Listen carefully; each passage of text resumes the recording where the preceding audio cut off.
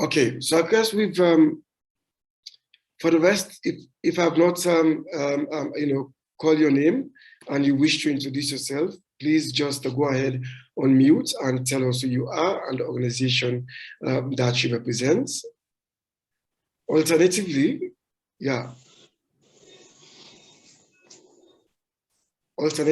feel free to also go to the chat and introduce yourself there.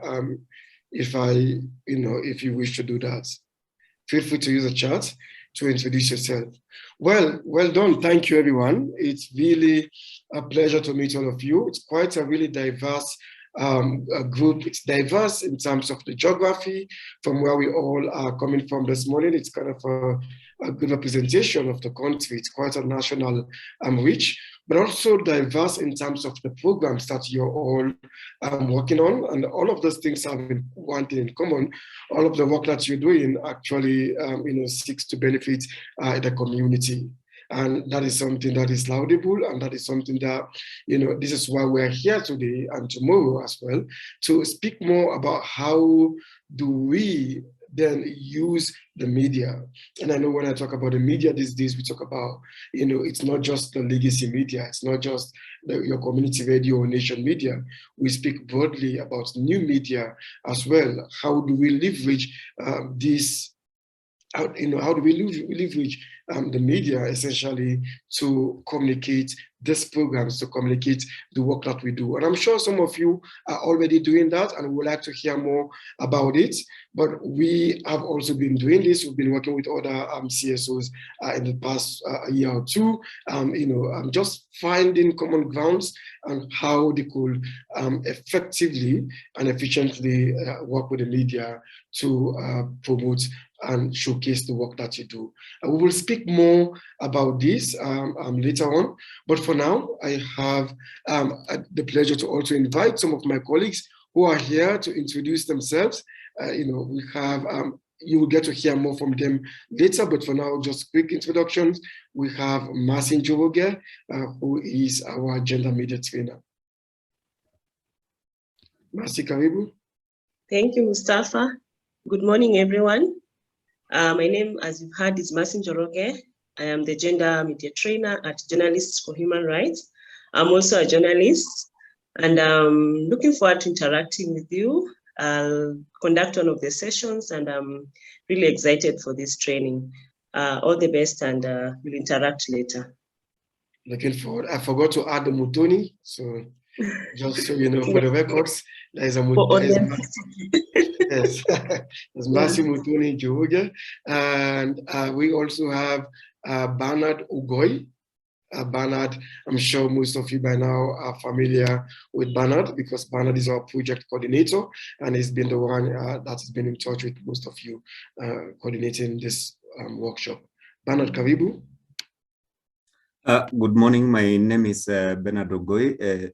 Sorry, I'm behind one of the VWGR names there, just handling the technical bit of this. So I support the JHR team here as the project coordinator. Thank you. Thank you, Bernard, for everything that you're doing. And we also now, at this point, I would like to invite my colleague, Sami Muvaya, who is the project manager for the Canada World First Women and Girls Rights Project that JHR is implementing in Kenya.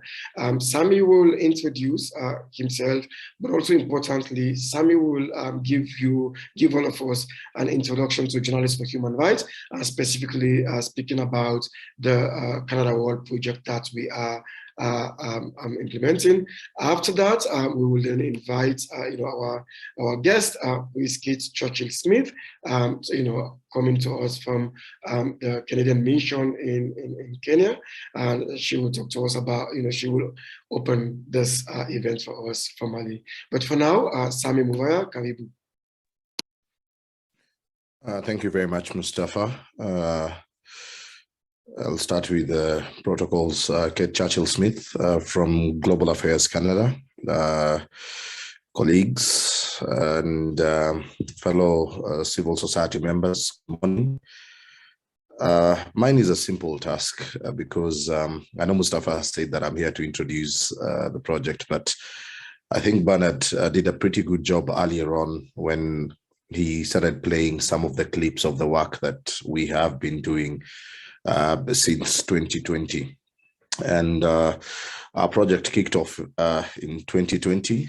In fact, I recall we started off on March the 2nd, and then we went on a lockdown on March the 15th, but that did not stop us from getting the job done. We have been here trying to support the media, civil society, government agencies, mostly on communication skills, as well as just ensuring that key messages of what most of the CSOs that we've worked with so far are doing. And it's actually a great pleasure to see the mix that we have this morning, because I have to say it's a pretty interesting mix in that I've had people talk about not only different regions, but even looking at the topics that you're involved in. Most of them are issues that we've dealt with at one point or another.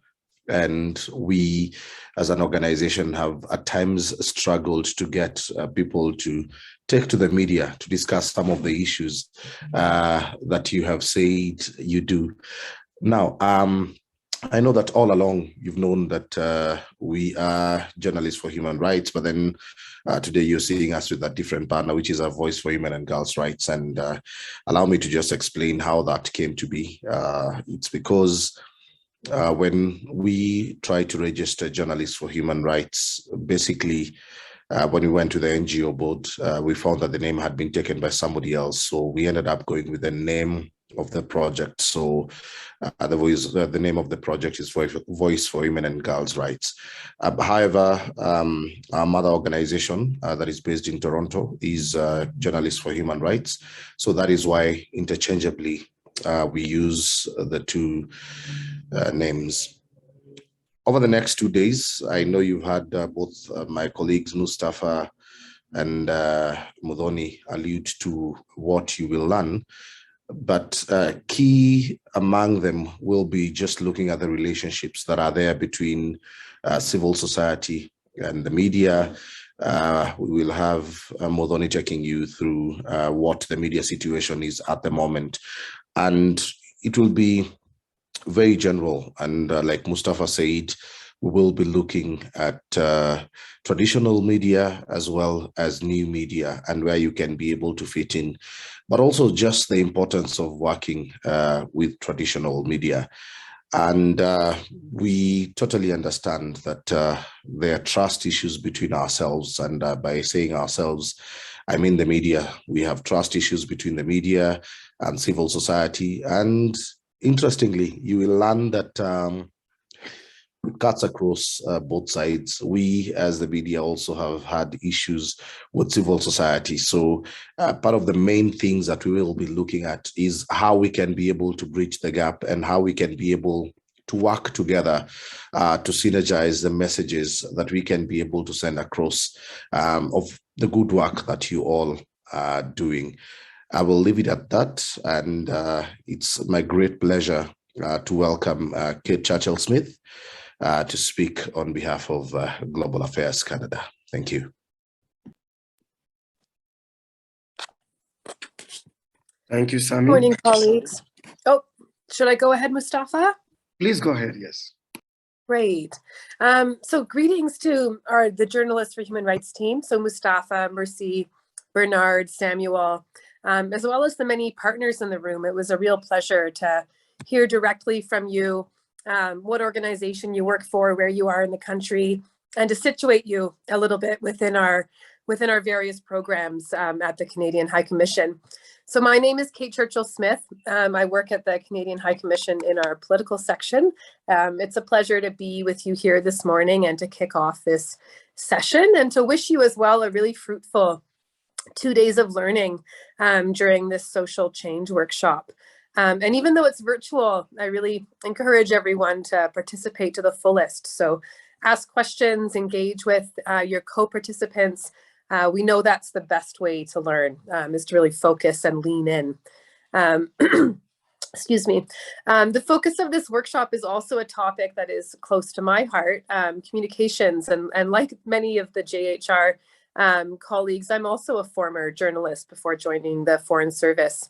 And it's also targeted at practitioners that are largely working on the rights of women and girls, but also the rights of sexual minorities. So two topics that are really close to our heart as the Canadian government. And we know that learning how to communicate what it is that we do and why we do it is such a powerful tool, and it can be really, really transformative. Used strategically and compellingly, your words and your outreach can convince people of the merits of your work. It can grow your network of supporters and allies and truly amplify your messaging and the impact of your advocacy. And it can be especially critical when advocating or working on something time sensitive like legislation or a pressing case. You really need to know how to get your messaging and thinking out there to the widest audience possible. We already know as Canada that the work you are all doing is critical, but strategic communications and possessing that skill set in-house can really take your efforts to the next level. And so this workshop is a practical one. You'll be working to develop a draft communication strategy and a plan, I believe. And so on behalf of Canada, I wish you luck and a very productive 2 days. Thank you so much. Asante sana. Thank you so much. Thank you so much, Kate. It's a pleasure to have you, and I agree with everything you've said about the importance. We cannot overemphasize the importance of strategic communication in the work that we do, and we all do really good work, really important work. But based on our findings, we've realized that CSOs, community-based organizations, sometimes, sadly, sell themselves short, which means you're too modest, to speak about your work, and you don't share enough. But also, this is why what we wish to tackle between today and tomorrow. And as Kate said, I will just run it through the program for today and tomorrow. So for today, we want to do a brief introduction to the media landscape in Kenya, and this will be a really participatory conversational approach to it. My colleague Mutoni Njoroge will be leading the session to just get your feedback to understand what your understanding of the media landscape in Kenya, what exists, and what your experience is. Have you been covered by the media? Have you approached the media, or has the media approached you? Mutoni will lead this conversation. What the best practices? What did you learn from those interactions with the media? And after that session, the second session for the day will be a session focusing on how do you pitch to the media effectively? How do you reach out to the media? We do know, of course, we have a mutual interest with the media. The media is out there, they need content, they need to share content, but not just any type of content. Right? They usually have a qualifying, they say newsworthy content. We'll discuss more what that means later. But importantly, you also have content that you want to share. So this is where you need the media. On the other hand, the media also need you. But of course, the onus is often on you more to find a way, because the media do receive a lot of requests, a lot of what they call press releases, pitches from CSOs, politicians, everyone. So they have to be really picky and choosy on what to go. And this is something that we could discuss in detail later. I will lead a session on that, about what when a journalist says something that is newsworthy, what do they mean? What are the kind of criteria that they consider before they select any other information to become news. That's for today. Tomorrow we will have Professor Nyambuga. Tomorrow we'll get into more practical stuff, because Professor Nyambuga, who is a communications and journalism professor at the Nairobi University and the Aga Khan Media School, will lead us into a step-by-step session on how to develop a communication strategy. Essentially, this will be a document that guides your work with the media, your relationship with the media, what sort of media will you focus on, and how do you brand your messages. That will be for tomorrow, and that will be the final session. So we're hoping that as an outcome of this 2-day workshop, you'll know the basics of understanding how to build effective relationship with the media, and you could also understand tools that you can use to foster this relationship. And we're also hoping that by the end of tomorrow, you will have a clear idea of how to develop your institution communication strategy. And we'll do a follow-up with you, of course, it's not, after the 2 days, on the development of that strategy. So for now, I have the pleasure to invite my colleague, Mercy Njoroge, to lead us into this session to figure out the media landscape in Kenya. Mercy, karibu. Thank you, Mustafa, for that very detailed introduction, as well as it's really important for you to break down the training program for us so that we know what to expect for the next 2 days. Really, it's my pleasure actually to start off this session. And I really want this to be very interactive because this, like we've mentioned already, this is more of a practical kind of training.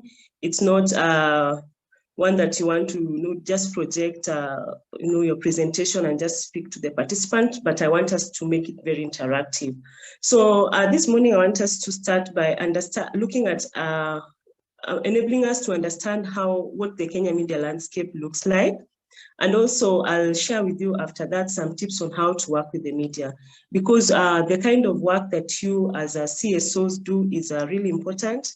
And the media really has to highlight the work that you're doing, because it is out of the work that you're doing that sometimes the government looks at the policies, and also it is your work that sometimes puts the government on check on whether it is delivering to the citizens or not. So I want to start off this session by just opening the floor and just hearing from you, how has your interaction been with the media? I mean, since you started your work in the different community CSOs that you're working in, how has it been like? Have you been getting coverage? And if you've been getting coverage, how has it been like? Is it that the journalists have been coming to you, or you've been going to them? And have you been also getting favorable coverage, or do you always just get coverage when it's these international days, maybe during the 16 days of activism? Is that when maybe you get more coverage for the work that you're doing? So I would like to start by just hearing from you. Please feel free to unmute and share your experiences on working with the media. Then from there, we'll proceed.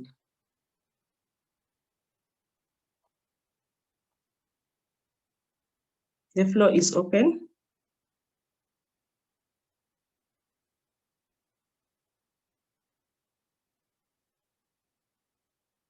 Anyone?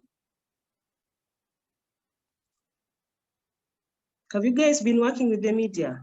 Have you been getting coverage? Any takes? My team, no. No. You have not been getting any coverage? Nope. Why is that, Kula? I'm not very sure. I don't know if but we have never interacted with the media, either them coming to us, going to. So we have been doing most of maybe posting on. You're saying posting on your social media platforms? Yeah, that is what we have been doing.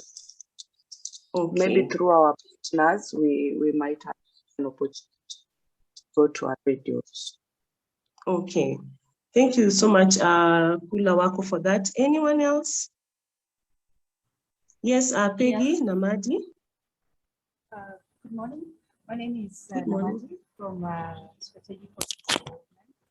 And we have worked with media before, where we have had sessions at the radio stations. We've had sessions with radio stations, had programs there, shows. We have also had print media, where we have participated in national days, or they've come to get stories from us. So we have had those kind of interaction.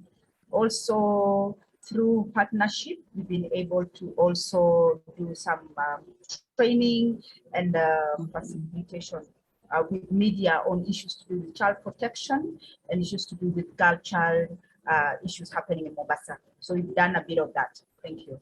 Oh, okay. Wow, that's really remarkable, Peggy. And if I may ask, how was your interaction like? Did you get like favorable coverage, or how was it like for you before we go to Immaculate? So because we have worked with media in various spaces, especially where we have had partnership, because we work in collaboration with other networks. So through those networks, we've been able to meet with media in various spaces. And because of that, the very few where we have connections. For example, you have somebody you know in the media space, that person now is able to push for your story. But many times, especially stories to do with children, stories to do with girls and stuff, unless it's really a bit maybe horrific or they really need something, they may not really bring it out. But because we know somebody in the media, we know maybe a media house, that has enabled us access them through specific people. And if you are not paying, that is. But if you're paying, of course, you get whatever you want. Okay. Wow, that's a good input, Peggy. And then can you hear from Immaculate? I think your hand was up, but if it's down, yes, you can hear from now. Okay, fine. Please go ahead, Immaculate. Yeah, so for us, we have only been, captured in the media where we participated in events that were planned by other organizations, maybe like the county, but we have not gotten our own spotlight in the media. We have not been covered anywhere. And I think for us, we've always had this some sort of we're in that space where we are thinking as an organization, we are still very young. We haven't gotten those stories that we really need to go to the the radio or the TV and all that. Yeah, so I think we are still in that space, which I don't think it's like a space that we've created on our own, which is not a very good space anymore. Okay, that's interesting. And then finally, I will hear from Naomi. Thank you, Muthoni. For us, we've had our work captured in media through print, but we have had instances where media houses are reaching out to us, but with some certain amount pegged to, if you want us to showcase your work on a certain international day, you have to pay this amount. And we also had an instance where we had journalists coming to the ground in Garissa.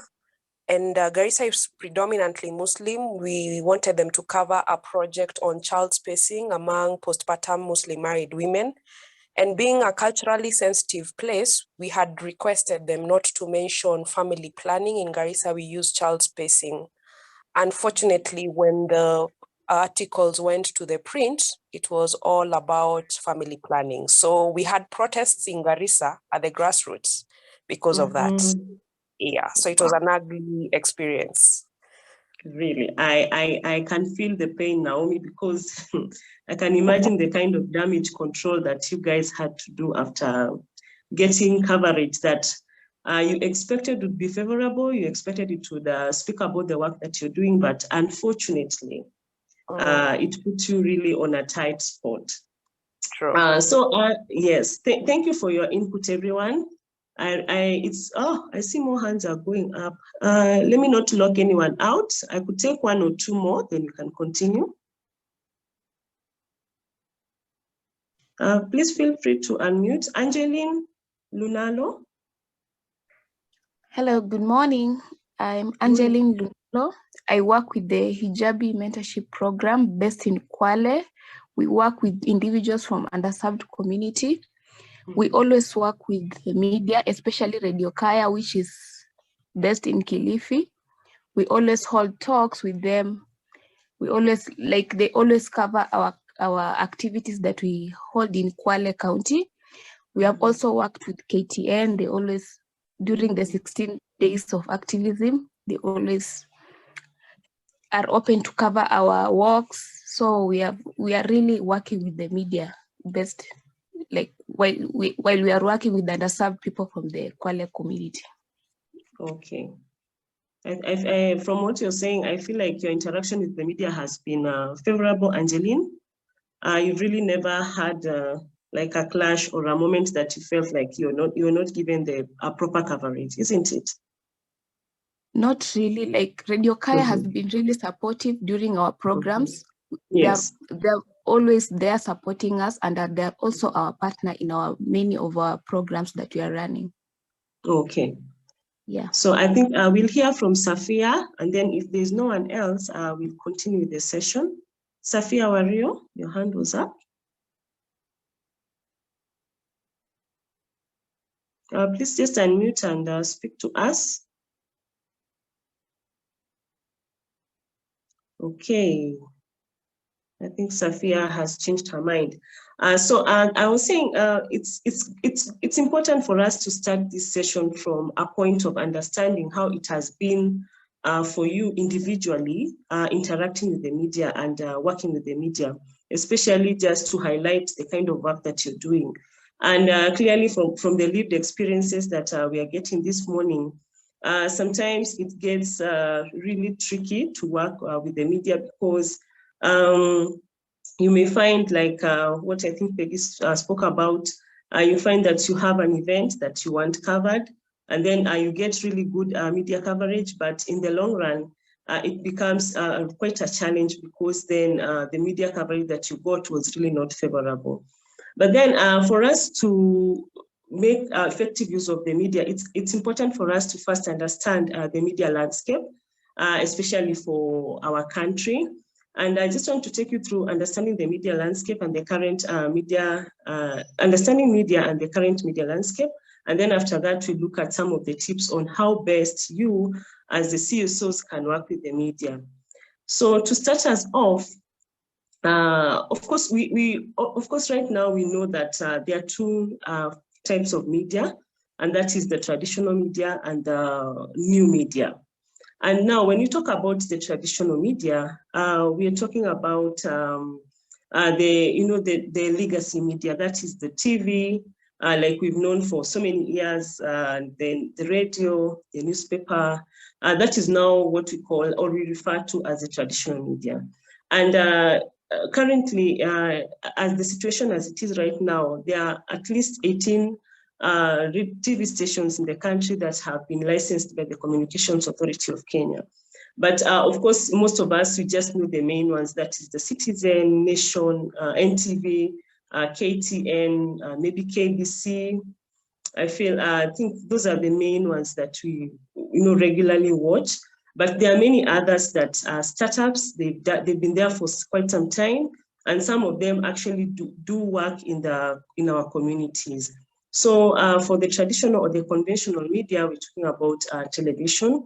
And then we also have radio stations, which I think is one of the most effective medium of communication. And at the moment, the ones that are licensed by the CAK are 178. So you can imagine there's a huge platform on radio for you to interact with your constituents, for you to speak to the people that you work with, and also for you to be able to reach the government to highlight some of the issues that you've been dealing with in your communities. So we have radio, and then under radio, we have community radio, and also we have vernacular radio. I always like to take people through distinguishing the difference between the community radio and the vernacular stations. So when we speak about community radio, it's important for us to understand that community radios actually just broadcast within a certain community, a certain locality. And some of these community radio stations or community media, as we refer to them, really are licensed to broadcast in a certain radius. For instance, you'll find a radio that has just been licensed to broadcast in a radius of 10 kilometers. So you'll find that that community radio really just targets a very, I would say a small community, but it's just the community within which it is operating. So that is what we refer to as a community radio station or a community media. Then we have the vernacular stations. So for the vernacular stations, some of them broadcast nationally. So those ones are not really limited to community, because usually the assumption is because it's a community, so we assume that it's vernacular. That is not the thing. So for vernacular, they broadcast in the vernacular languages that we know, but some of them may broadcast in vernacular within the locality, but some of them may broadcast in vernacular and nationally. A good example would be, say, Inoro, which broadcasts in Kikuyu, but it's not just a community radio, but it is a national radio station, although it is classified as a vernacular station. I hope that is clear. Well, and then again, when we look at the conventional media, we have the print, and I think some of you have already said that you've gotten some of your stories covered in the print. And then we also have magazines. So though magazines, the penetration of magazines in Kenya is not as wide, because usually magazines are looked at as a lifestyle, you know. They just look at what you call the soft stories or the just lifestyle stories, but not really the hard stuff.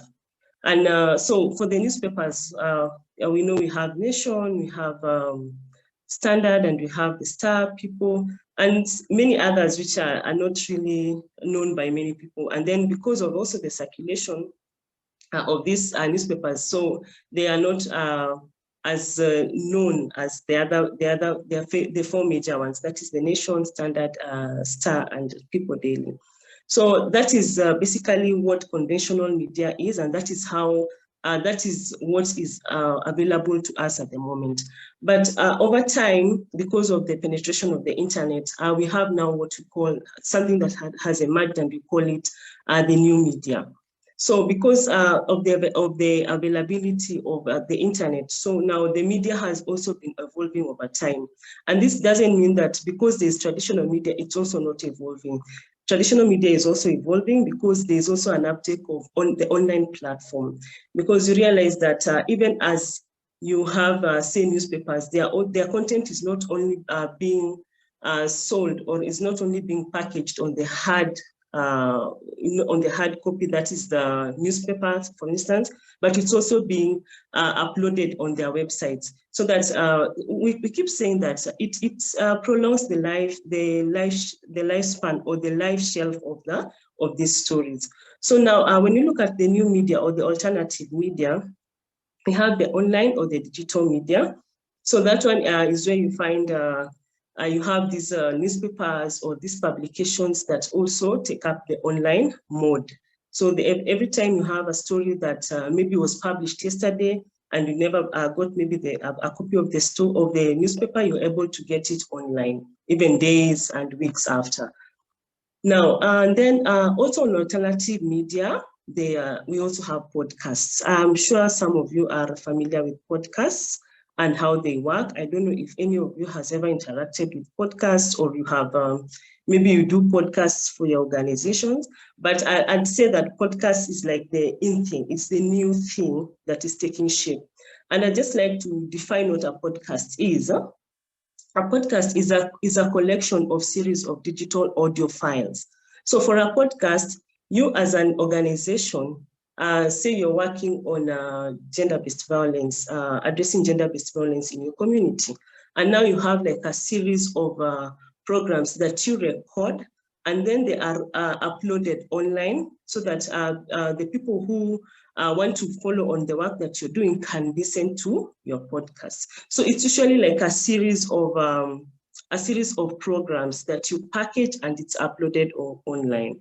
So I would really like to encourage the CSOs represented here today that you can take up podcasts. They are really catching up, pace, because even the traditional media, they are also doing it now. They've realized that people really want to consume media in a different way. And by consuming media, I mean they want to be trending. Yeah, not just listening to radio that is very programmed in the way that it is doing its programs, because if it's a certain program, you may have to wait until around 4 in the evening to listen to that program. But now for podcasts, it's it's targeted that if I want to listen to, say, what Naomi's organization is doing, and this time they're working on, say, CSO, I mean, they're working on GBV or addressing FGM. So I'll go to that, to their podcast and listen to their content. And how these podcasts are packaged, they don't really have to be long. You may have a series of short audios that are posted online for your audiences. So and still the new media, we have social media. I think someone has already alluded to the kind of work that they are doing. And also they are projecting their work on social media. So on social media, of course, I'm sure most of you definitely have Facebook pages, Twitter, you have Instagram, then you have TikTok, and of course you have WhatsApp.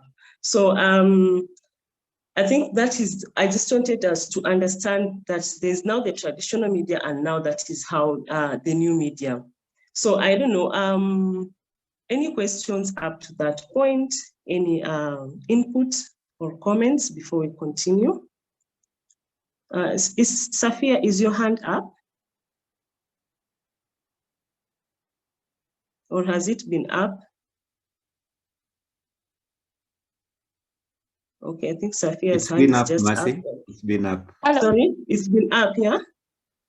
Hello. Okay.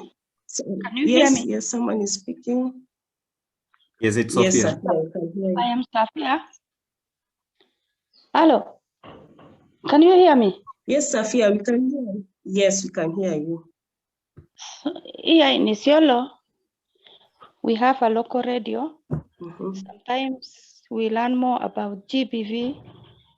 Wanaweka program ya SGBV for around 2 hours.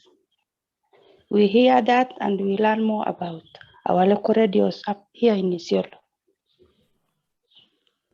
Okay. Thank you. So you're saying that, thank you, Safia, for your input. You're saying that at least in Isiolo, you have radios that highlight or broadcast programs on SGBV, and you're saying that it's been very informative for the masses. Yeah? Yeah, so I think if there's no one else who wants to contribute, we can continue. But I really wanted to find out, for those of you who are using social media platforms, how has your interaction been with your target audience? Do you get feedback on the work that you do, and how has your penetration been? Any takes? Yes, Angeline. Okay, I'm the social media manager of the Hijabi mentorship program. Yeah, we get messages, whatever we post on our stories, on our page, we always get positive interaction from our audience. And also I'll just encourage everyone here who are members of different CSO to work with the community radio station. Like they're the ones who will make you penetrate like the national stations. Like us, we are working with Radio Kaya. Like we make sure we involve them in all our programs. We also work with Radio Ranet. Yes, they speak in Kiswahili, but they're also like not only community based, they're also national based. So I'll just encourage everyone to focus first on their community that they're working on, and focus on the radio station that is based in that community, because we're working with the members of that community. So you should be able to interact with them before you interact with others at the national level. Yeah, so I'll just say that our social media activity has been okay for now. So, and we are getting positive feedback from the people who volunteer with us, and people who also want to join on this cause to work with us also. So yeah. Okay. So you found social media very effective. And I like even what you're saying, that because the work that you're doing is really targeting the community. So you find that community media is very effective in driving your messages across. Yeah.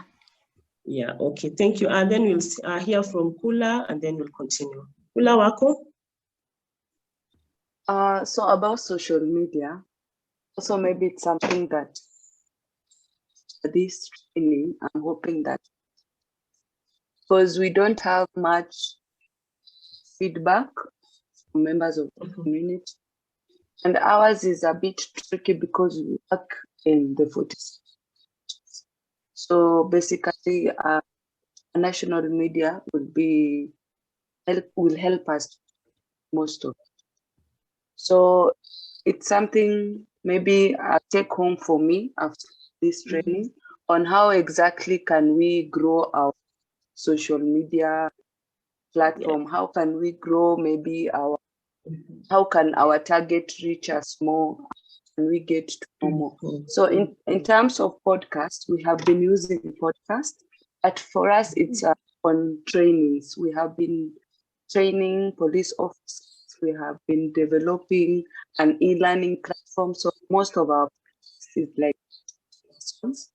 And I'll say it's really amazing, but we have shared some on our Facebook page. Can you hear me, Mercy? Yes, yeah, I can hear you. So we have shared several on our Facebook pages, but with very few views from the members of the public. So we are trying all that to see how best maybe we can get the information out to the community. Yeah. We are trying to change the mindset of the police. You can now report defilement and sexual cases, and we will help. Thank you, Mercy. That's really interesting, Kulawako, because I really like what you're saying. When you do your podcasts, you take that further and utilize your social media, which already you're feeling like it's not as effective as you would have wanted it to be, but you're still posting your podcasts on your social media platform. So that should be one of the takeaways for us, that even as you package your podcasts, whatever message that you have, you can still utilize your social media spaces to drive the message across. But I think the other thing I've heard you say is because of the work that you're doing, you really are not targeting just the community in which you're working with. You're targeting other people outside your community. So it's important for us, even as CSOs, even as you think of reaching out to your community media, it's important to first interrogate the kind of work that you're doing and to who is it most relevant to. So if your target would be just the community, you'd like now to make more use of the community media. But if your target is broader, it wants to reach a bigger population, you may want to think of using the national media stations.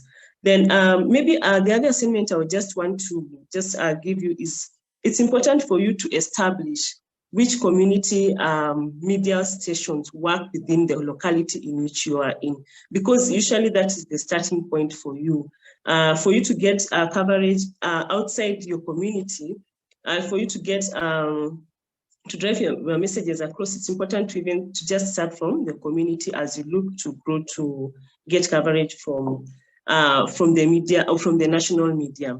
Then, even as we start to get to make more use of the social media, the new media, the podcasts, I think it's important that we realize that traditional media is not being phased out, because if you look at research that has been done over years, radio, even with the with the advent of the new media, radio still remains one of the most effective medium of communication.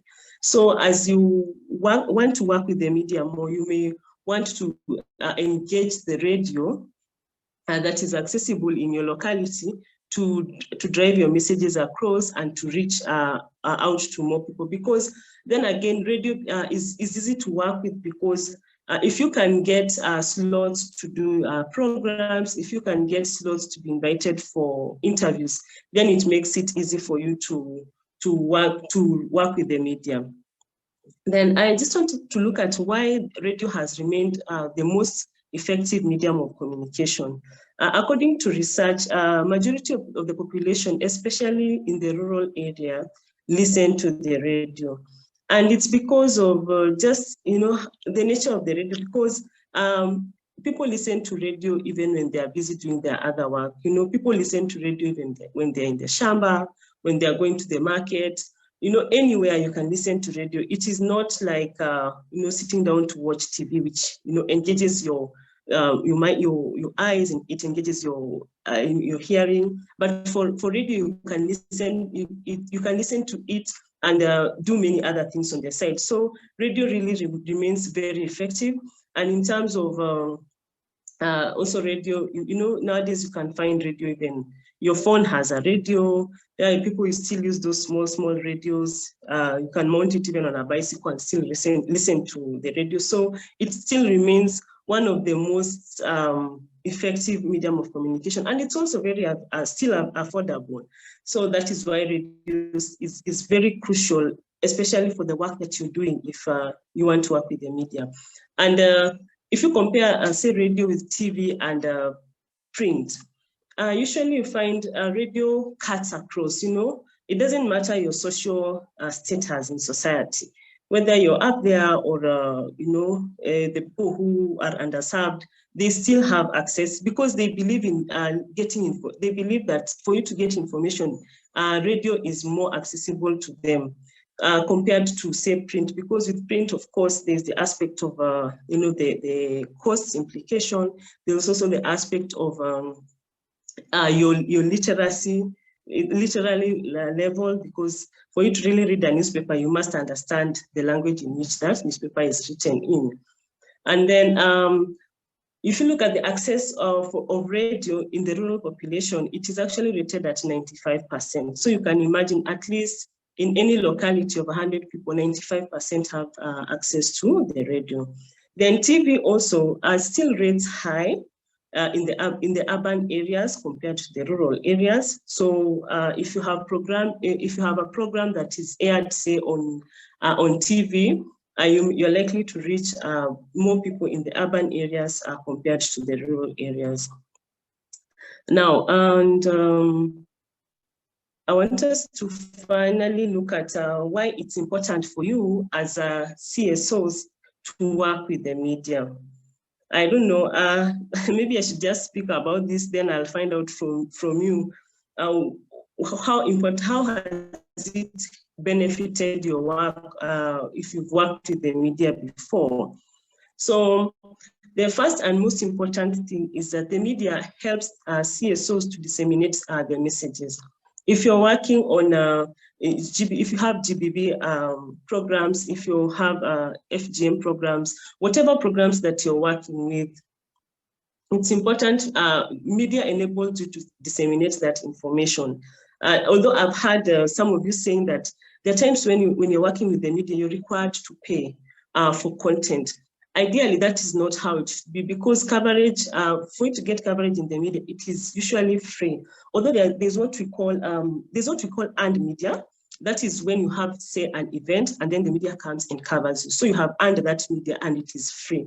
But then there's also paid media, where sometimes you have, say, you're doing a campaign and you want to pay for a story, or you want to pay for space. So you advertise and still a story is done for you. So either way, you still use the media to disseminate messages, but now it depends with how you're working with the media. If you really want to pay for advertisement, or if you really just want to get coverage.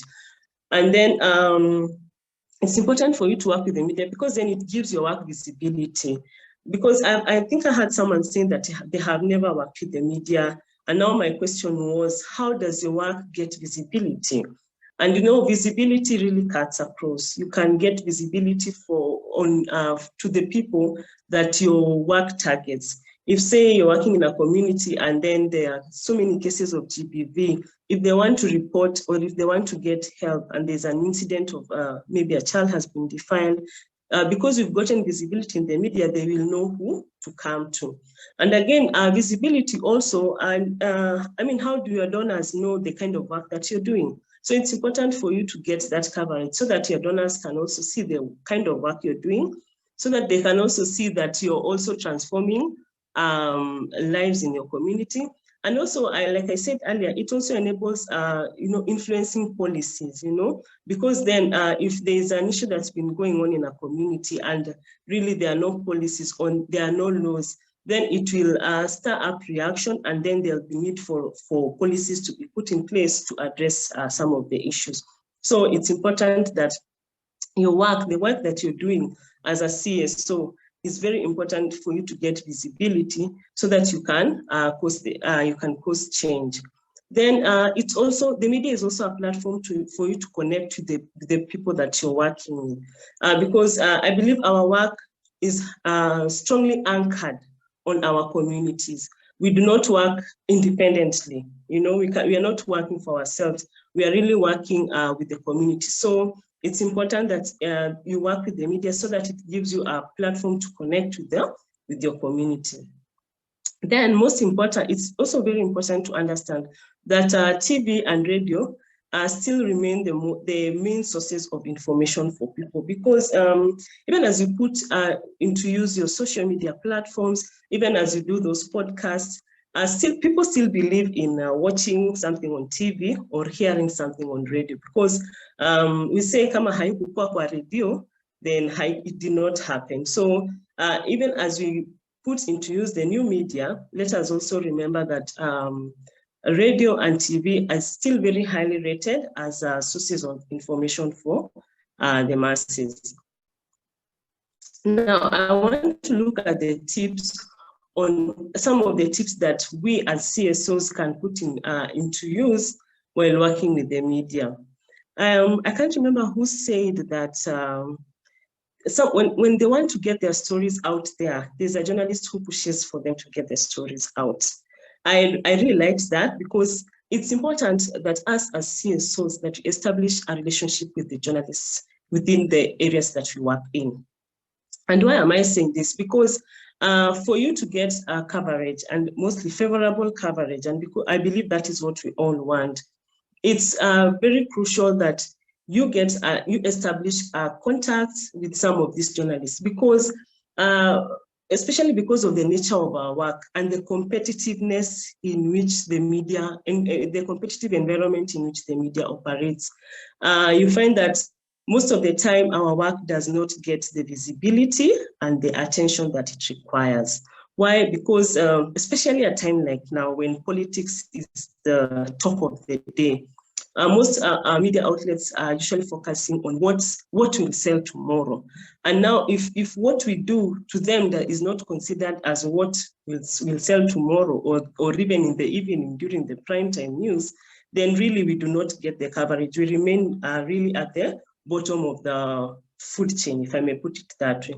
So it's important for you as a CSO to establish a working relationship with a journalist or a number of journalists. I don't know, are there any of you who have like numbers or contacts of journalists within the areas that you work in? Do people have those numbers with you? I know, what was her name again? I'm so poor with names sometimes. Angeline, I think you said you worked with the media before. How do you have their numbers? Do you have contacts for these people? Yes, we do have contact, because we have to be in touch with them to update them with what is going on, what programs we are going to hold during the month. So you have to be in contact with them, updating them with what's going on. And also I've heard someone was concerned about how to grow their social media.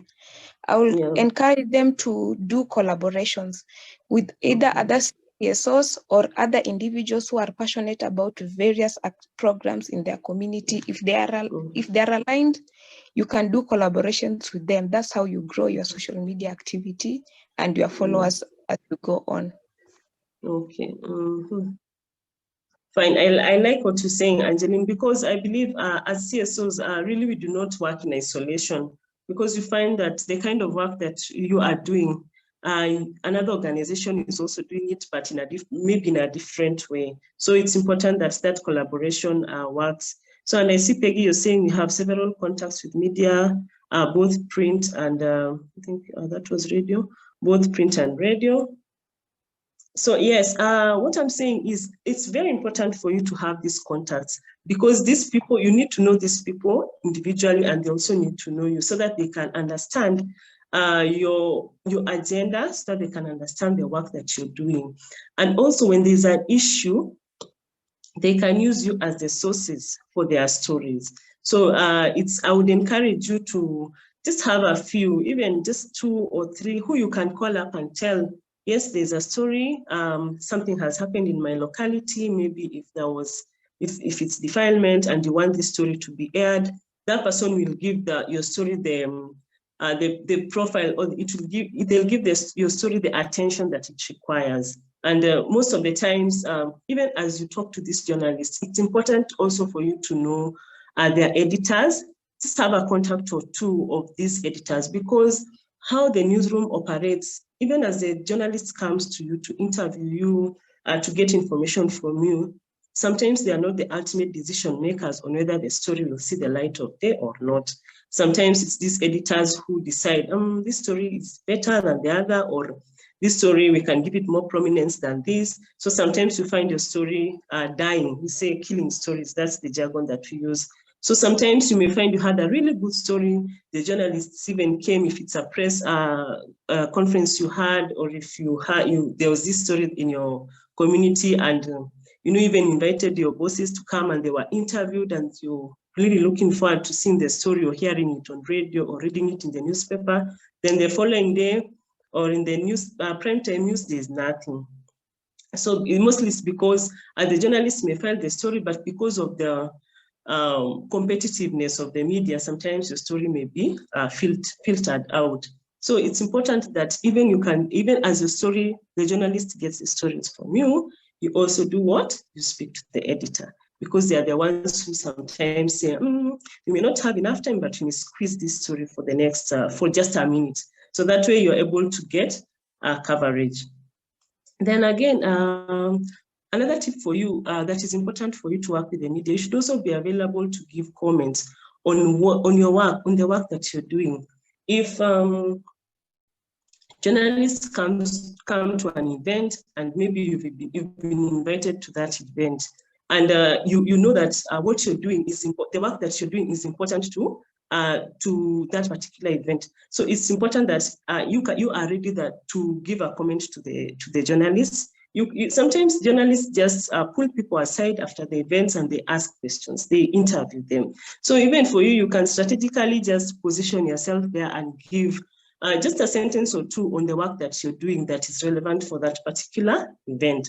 So that way you are making yourself available to make a comment. You're also making yourself available to become a news maker, and then you'll be getting an opportunity to be seen, to be heard, and to also project the work that you're doing. Then it's also crucial for you to be strategic and timely. Why I'm talking about timeliness is because you realize that most of the work that we do, because we do mostly work around gender and women and youth, if you look at the kind of coverage that usually happens, especially during the 16 years of activism, most of the focus is on that major campaign. And then again, you have these international days, say the International Day of Zero Tolerance on FGM. Then you have the Day of the African Child. Those are the days that usually you find you may get coverage. But it's important that you are strategic and you're timely, even as you seek to work with the media. On those days, yes, we may get what we call free and easy coverage, because then the attention is on the work that you're doing. But on these other days, really, it gets very difficult for us to get coverage because of so much that is going on and the attention is not really on the work that you're doing. So as a CSO, you must be strategic. You must know how to position yourself given the work that you're doing. And also you must be timely. I like to give an example of you calling, say, calling a press conference. You want to talk about something major that has happened. Say 20 girls have been, they've gone through FGM. And then on that particular day, it happens to be the National Budget Reading Day. Clearly, I can tell you there's very little coverage that you are likely to get, if any, because all the attention will be on the budget. So you have to be, even as a CSO and the work that you're doing, always remember to be strategic and to be very timely as you work with the media and as you seek to get coverage. Then journalists really, when they go out there, they're only looking for one thing, and that is a story. They're always looking for a story. And when you understand that a journalist is looking for a story, then it makes it easy for you to know, how do I package the work that you're doing to make this journalist, to enable this journalist get a story from this. So it's important for you to understand that when a journalist comes to our press conference, or when a journalist comes to our event, where is their story? Yeah, because then it will be very counterproductive to invite journalists to come and give you coverage. Then they're coming there and they're asking themselves, so where is the story here? So it's important that even as you work with the media, as you work with these journalists, you have to tell them, to point the story at them. Sometimes they are, of course, they may know they may know where the story is, but sometimes it's also good to direct them to where the story is. Then, like I said initially, it's important that you have contacts of these journalists. And I feel like just having a contact of a journalist is really not enough. It's good that you become proactive, you know. Ring them up sometimes. You may ring them up and they have no story for that particular day, and they'll be more than willing to come and do your story. You know, if you say you're launching a strategic plan, or say you're launching a particular campaign, or say you're handling a certain issue in your community, and then this journalist when they look at the docket for that day, they have either not been assigned, or yes, they've been assigned, but they can still make time to come and do even a feature story for the work that you're doing. So by you just having the contact is not just enough. It's important that you're also becoming proactive to reach out to these journalists and tell them that I have a story here. And when you do so, they are always more than willing to come and get the story. And then we talked about community media and why it is important for us to work with the community media. And finally, I know some of your organizations may have communications persons. So it's, I keep saying that the communication person should work as a bridge between the work that your organization is doing and the media. So you may want to engage this communications person and just help, so that they can help you to get the coverage that you require when you're doing your work. So I think, let me just look at something else here.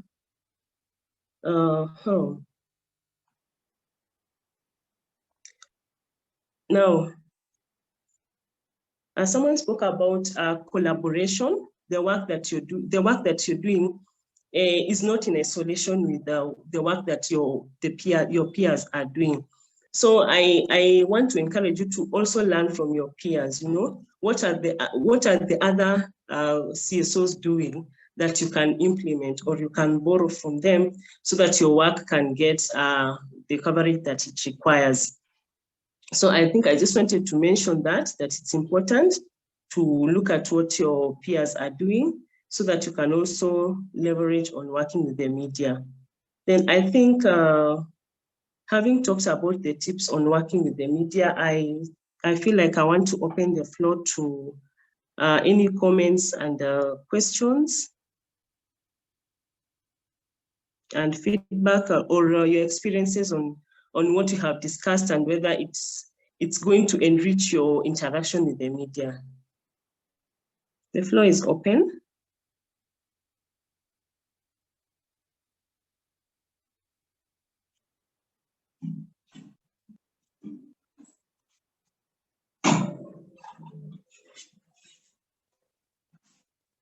Any takes? Am I clear on how you can work with the media and how the media landscape is? Yes, Isabel? Thank you, Mercy. My name is Isabel, and I work with an organization called Colleges and Institutes Canada, and we're in the TVET space. So we link the national polytechnics, the technical training institutes, and the technical colleges with colleges in Canada, and they work together to strengthen the Kenyan TVET system, yeah, and ultimately end up providing opportunities to young male and females to get work opportunities, yeah. Now, I just wanted to find out, because I've had some interaction with the media. Let me just give some context. So we had an event, and at the time we hadn't quite established relationships with the media. So it was peers who shared their media contact list. And we just did a wide invitation, so to all the contacts that we had. And of course, some will come, some won't come. And yeah, so the ones who came, we already had press releases. Just like you said, we were pointing them to where the story is. But you know, they'll also come and cover like different angles. Let's say if you're doing, like that particular event was on applied research, so it had lots of angles to cover, to get stories from. But now I'm just wondering, because sometimes they'll tell you that they don't have fare. So it's like a way of blackmailing you. They're like, if you pay for me fare, I'll cover your story. So how do you go about dealing with such instances? And I mean, I don't want to bring the issue of integrity, but I mean, with the Kenyan media, honestly, sadly, yeah, they lack some of those moral values. I like your honesty. That? Yeah, I like your Yes. honesty, Isabel. Yeah, and it's a very good question, because I know many of you who have worked with the media have encountered this. But maybe we can, before I answer you, I'll want to hear from Caroline and then Naomi, and anyone else who wants to raise their hands. Then we can have the answer, question and answer. Yes, Naomi, you may want to go first. Thanks, Modoni. My question is, how do you make your story juicy or newsworthy? Because we've had this joke in media that when a donkey carries a man, that is not a story. But when a man carries a donkey, that is a story. And the challenge we have in Garissa is that, for instance, if there's an Al-Shabaab attack, that will quickly get media attention, regardless of the timings or the season. But when you want to probably talk about the FGM or how you're doing gender-lensed advocacy in something, you will hardly get journalists who want to cover that. So how do you make your story juicy and newsworthy? Okay. Caroline? Thank you, Mercy. I think for me, it's more of a feedback than a question. Just from the session, I've realized how we have underrated the radio station, and we are either consciously or subconsciously advocating for the new media. So that's a challenge for me now to even now explore more on the TV and the radio station as a medium. Thank you. Thank you, Caroline. Yes, Safia? Ni mimi Safia kutoka Isiolo. Hello, can you hear me? Yes, tunakusikia. Kutoka Isiolo hapo tuko na problem. Sisi wengine ni wafugaji. Haina shida, sisi watu wa Isiolo tunaweza sikiza redio, tunaweza mjadala ikiwekwa kwa redio tunasikiza, lakini iko wale wanafuata mali, wanaenda mbali, hawana redio, hawako kwa network. Ni ngumu kusikiza redio na they don't know what is going on. Kubadilisha watu kama hawa inakuwa ngumu sana. Tungefanya aje tusaidie women from grassroots tuwasaidie. Okay. Well, your question is good, Safia. Is there any other question or comment?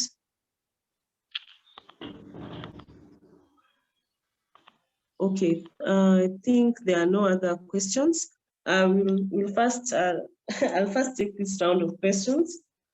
And this issue of journalists requesting for fair, or I'll call it a soft bribe, of course, it's really about the integrity of these journalists.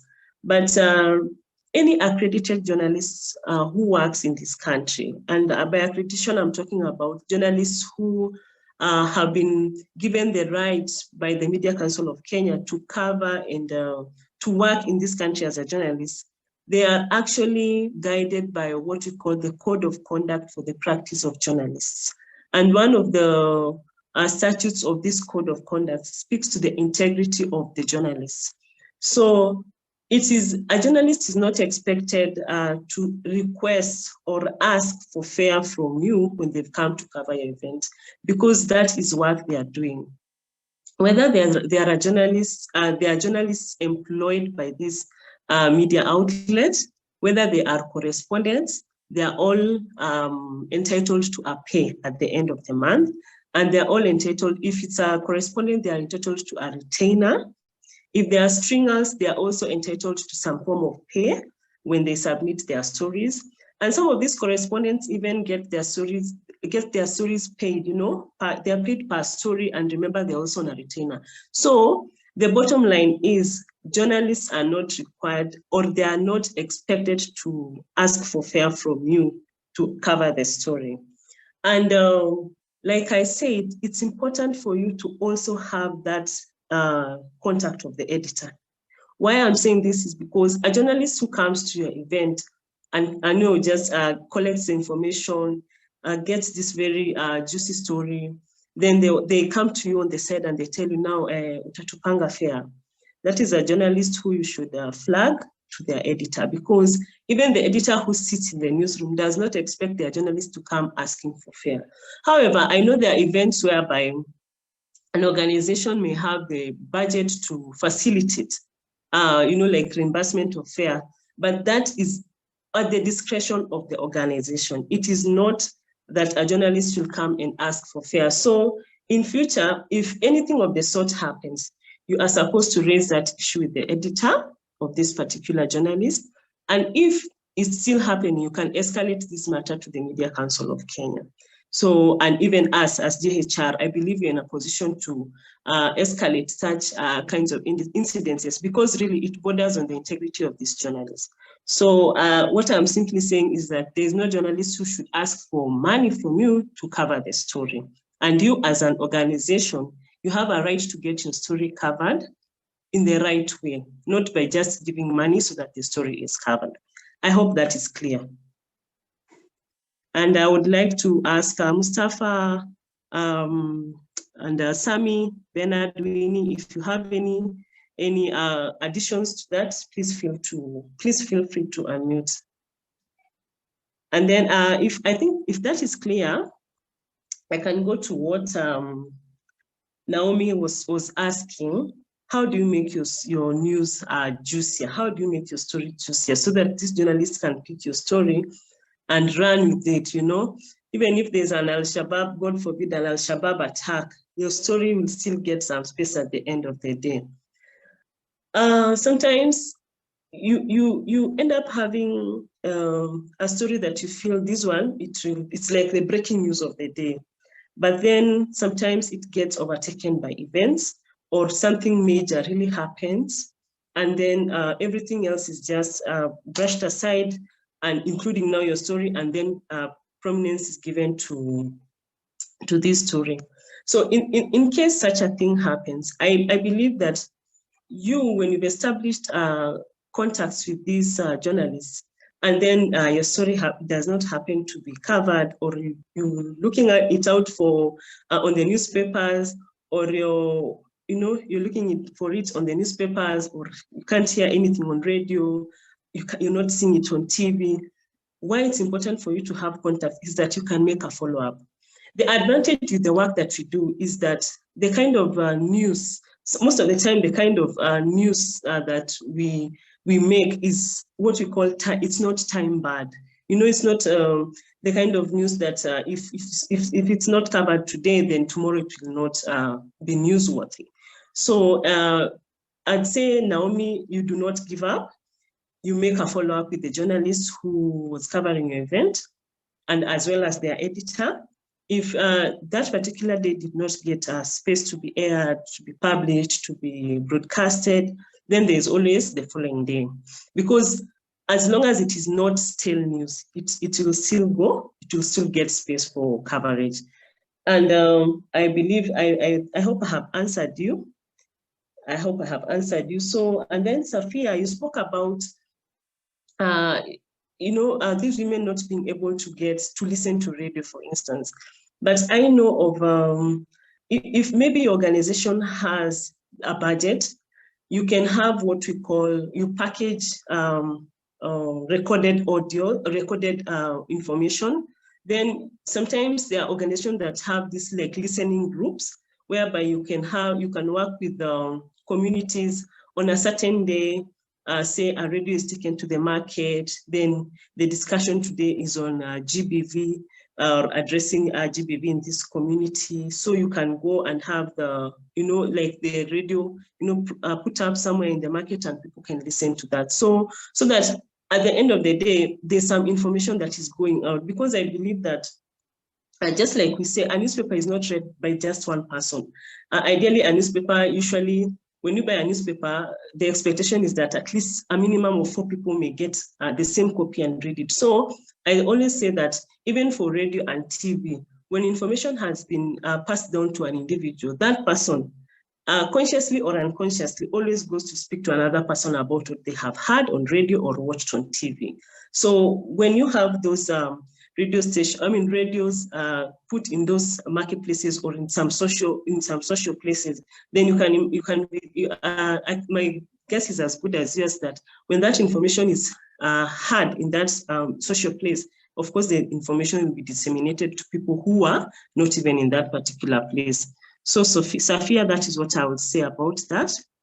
And if I have answered all the questions, I think I have like 5 more minutes to go. I would like to ask if there are more questions or comments. I would want to hear your views on social media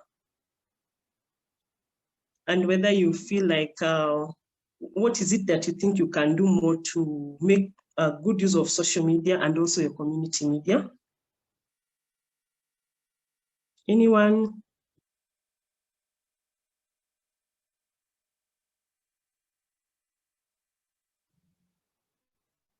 Because I think for social media, sometimes if you have no social media expert, you can get someone to, like a social media expert who gets your work and posts it on social media. And I think Shakes, I see your hand is up, then Kula. Shakes Njenga. Yes, hi there. Well, for us, we use social. I'm the communication person, and our social media, I would say it's quite big. Our Instagram we're everywhere: Instagram, TikTok, Facebook, websites, you name it. And I feel like what really works for us, or something I've really noticed, is when it comes to social media, really engage with the stories. A lot of people don't really go through the feed, like the Instagram feed. People really like the stories.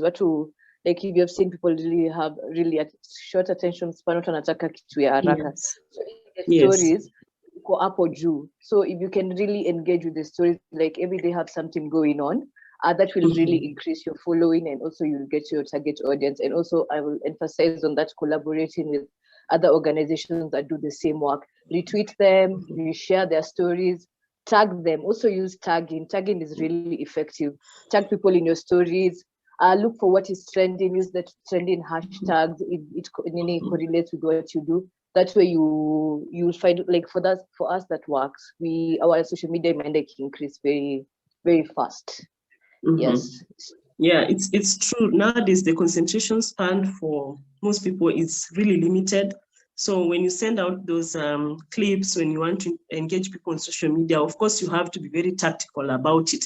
Of course, you do not want to make a video of, say, I know there are times when you can, but sometimes you don't want to make a video of like 10 minutes. And clearly, because very few people have the time and the concentration span is really limited. I see Kula and then Sumaya. Kula Wako, please go first. Oh, and then Juanet Akinyi. Kula, you go first, please. So actually mine was building up on Sophia's challenges. As I come from that community and I understand that the pastoralists move a lot. And then they have a lot of areas whereby you don't even get the normal network. For example, Safaricom or Airtel, so you are on a blackout. And we have those areas, and we have issues of sexual violence in most of those areas, but you can't sensitize the community because you can't even get through to them. So whereby we can't have radio stations, and we cannot definitely say we are going to sensitize them through radios or phones or internet. Which kind of approach can she use in getting to them? Okay, I hear your question. Yes, Juanet Akinyi. Hi everyone. So I don't know if you can hear me. My name is Jeanette from the ACF. In regarding to social media and how to basically increase your following, what I'd also like to add is try as much as possible to make your messaging conversational, because at the end of the day you're trying to reach people from different walks of life. And since some of us are, I'd like to say, in more technical fields where we use a lot of jargon, sometimes it's very important for you to break down this information for different audiences. So just picture like you're trying to have a conversation with a normal mwananchi who does not know what you guys are doing, or what you guys are, or rather the line of work you guys are in. So it's basically you're trying to spoon feed them information, but in a way that also doesn't seem like you are underrating their understanding. Yeah, that's a good input, Akinyi. And then lastly, I think Sumaya Suleiman. Hi. So just to top up on what Junet said, I feel like apart from, when you're updating social media, we have a problem where most of us report to people. It's more like someone is watching news, and it's not something that they can connect with easily. For example, let's say an incident happened somewhere. We tend to use the format of, if there are people here who have done journalism or writing, they know the 5 W's and H, where we just report to people and we stop there. But we should try to, I feel it has worked for us, try to talk to people, probably ask questions where they would answer, create a conversation, just like what Jeanette said. Try to talk to people, communicate with them, apart from just reporting, because if it's reporting, they can watch news and get the information from there. So make your page interesting. If it's boring, people do not want to associate with you unless they really have a burning issue. So I just feel like maybe if you're managing a social media account, you should also try to create conversation, create fun posters, create activities, post what you people do apart from just the work, maybe your co-curricular activities, your CSRs, community work and all that. Yeah. Thank you, Sumaya. Sheiks, I don't know, is your hand up? I think it's been up, so. Oh, I forgot to lower it, sorry. It's okay, fine. Yes, I want to pick up from what where Sumaya has, what Sumaya has said, that it's even Jeanette, that you must, when you're packaging your information on social media, it's important to break it down for the people you're interacting with on social media, because actually that is the cardinal rule in journalism, that you must break the jargon and the legalese down for even the layman to understand what you're talking about. This usually goes to, sometimes based on the work that you're doing, you find that you have a lot of jargon, words that you use to describe something or the kind of work that you're doing. So if you still use that kind of language or to communicate on social media, then very few people will be interested with what you're doing unless they are conversant with the work that you're doing. So that is really important, because I believe even as journalists, that is what we are told to do, that you must break down the information for sometimes you say even for like a primary school child, they must be able to understand what it is that you're talking about. Then Safia, you talked about, and I think Sumaya, you've also mentioned that for these pastoral communities, it becomes very hard for you to reach them through even radio, for you to reach them through any medium of communication.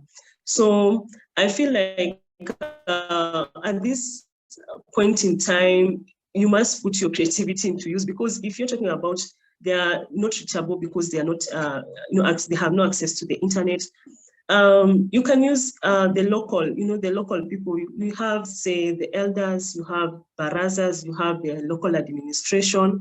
I believe if you work in collaboration with them, you can always be able to reach these people, because I believe like pastoralists who are always moving around, I mean, it's not easy to reach them and to target them with your messages. So it's important that you use what is locally available to you, because remember that you all work in very different settings. So use what is locally available to you. If it means reaching them through, say, self-help groups, reaching them through the local administration, that is the chiefs, the assistant chiefs, or even the elders. I think that is, you can devise a way to always reach these people. So having said that, I believe I have tackled all the issues that have been raised and all the questions.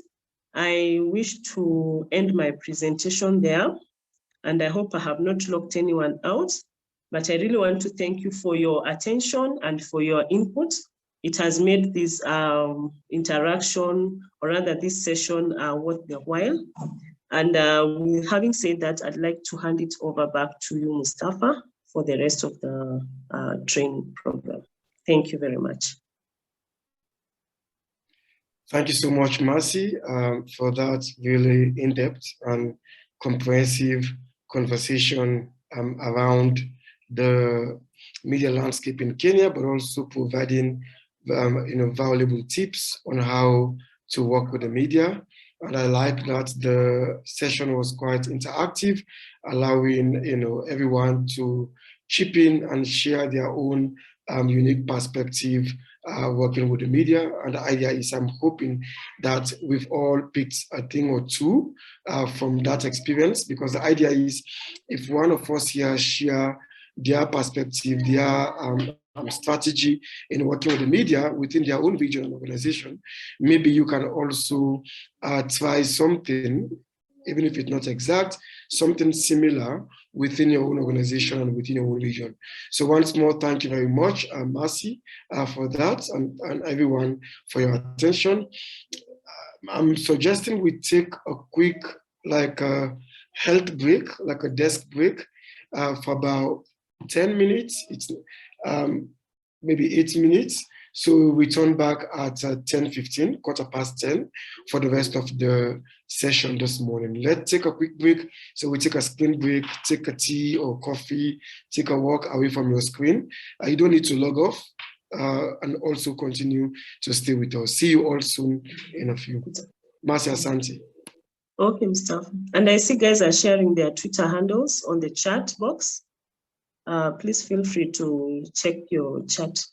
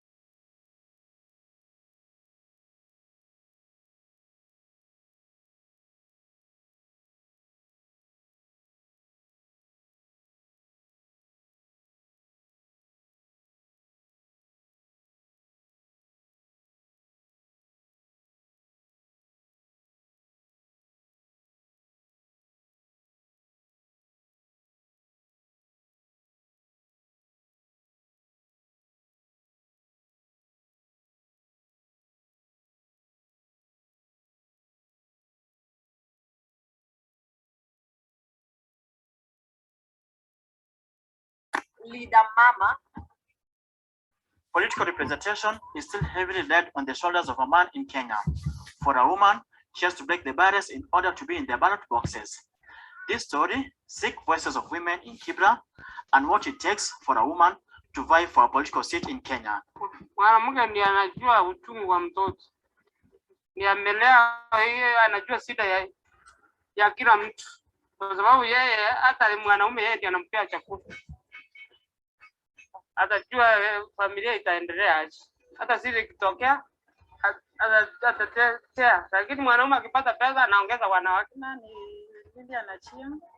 Naweza pigia mwanamke kura kwa sababu mwanamke ndiye anajua maisha ya watu, ya wanawake kama sisi na watoto, kwa sababu wanawake ndio wanatesekaga sana. Sasa wakiingia kwa bunge watajua wanawake kama sisi wenye tuko chini.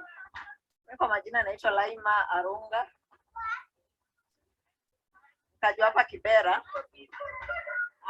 Mimi kwa maoni yangu naweza tamani wamama, azini wamama, leader mama, ndio tuone kama anaweza leta change within Kibera.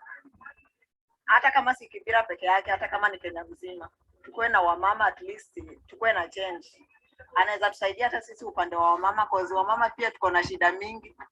Na kuna shida zingine hauwezi enda kwa mwanaume mwambie nisaidie, lazima unataka mama mwenzako ndio akusaidie. Kwa majina ni Linda Tieno, mkaji wa Kibera Katekera. Mimi kwa maoni yangu ningependelea wamama tuwe na leadership ambapo tunataka equality between men and women.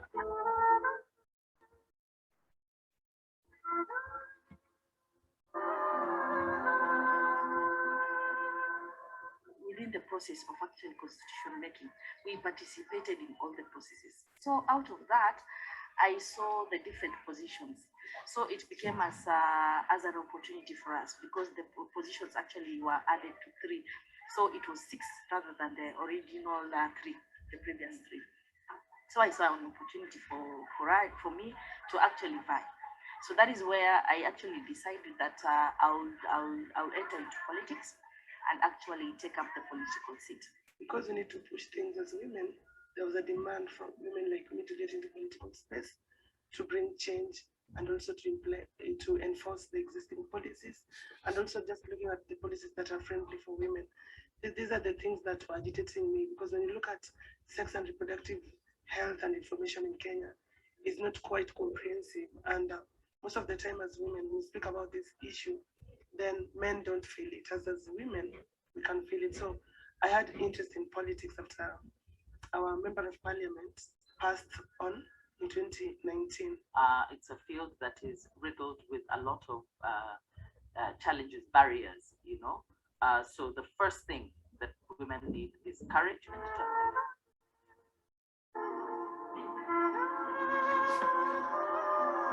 After the demise of late Honorable Kenokon, I felt an avenue also for me to actually take it up, because I had already did. So I felt I could do it again. And I told my people, I told my family, and they accepted. If your family is not supporting you, it can be a huge dent to your career, because people will question if the people who know you, who live with you, and are with you all the time can't support you, why should we support you? Is there something that they know that we don't know? So it's always good to have family support. Because I came with the Kweli Party, and the Kweli Party in ODM Strong Zone, it was not easy. At some point, I was really threatened in social media by the son of the former Prime Minister. It was not easy, calling me names and then saying I cannot come in Kibra to campaign. There was a time I went to Sarangombe, to Kamkunji, of which it is a stronghold, ODM stronghold, but I got a very wonderful reception. They gave me an opportunity to actually give out my blueprint and to talk about my policies. They had me, by the end of the day, after everything they told me, Ma, why couldn't you come to ODM? Wewe ni mzuri, umezungumza vizuri, tumekuelewa, lakini sasa hiyo chama chama chako ndio issue. If political parties in their strongholds, they'll be giving the tickets to women, it will be automatic an automatic way of actually women getting into parliament. Even the issue of 2/3 gender rule could have been solved at that level.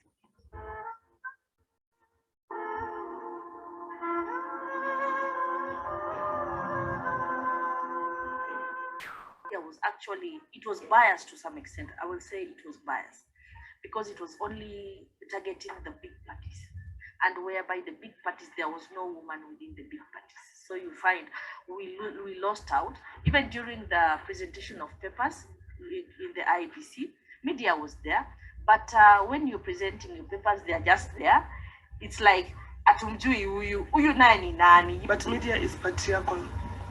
Media, in terms of politics, when they're speaking politics, they don't feel like there is a woman in politics. Media feels like politics is a game of men, and older men, not even younger men, because also I saw my colleagues who are young men, they were not featured anywhere in the media, but older men who had a little bit money and who could also bribe some media group, and media could take their stories even in the front cover of the page. But for us, maybe because we don't have money to bribe, we didn't have the way to compromise the media, they were like even deleting our stories all the time. So media was really biased during the elections of 2019.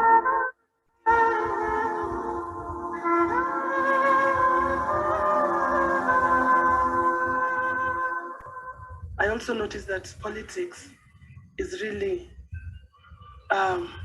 very expensive deliberately. It is very expensive so that women and young people cannot join politics. And this is also an eye-opener for young people in this country, because most of the time they're outside politics. And women also, they're looked as mobilizers and maybe people who can bring chaos in the community. I had my colleagues saying,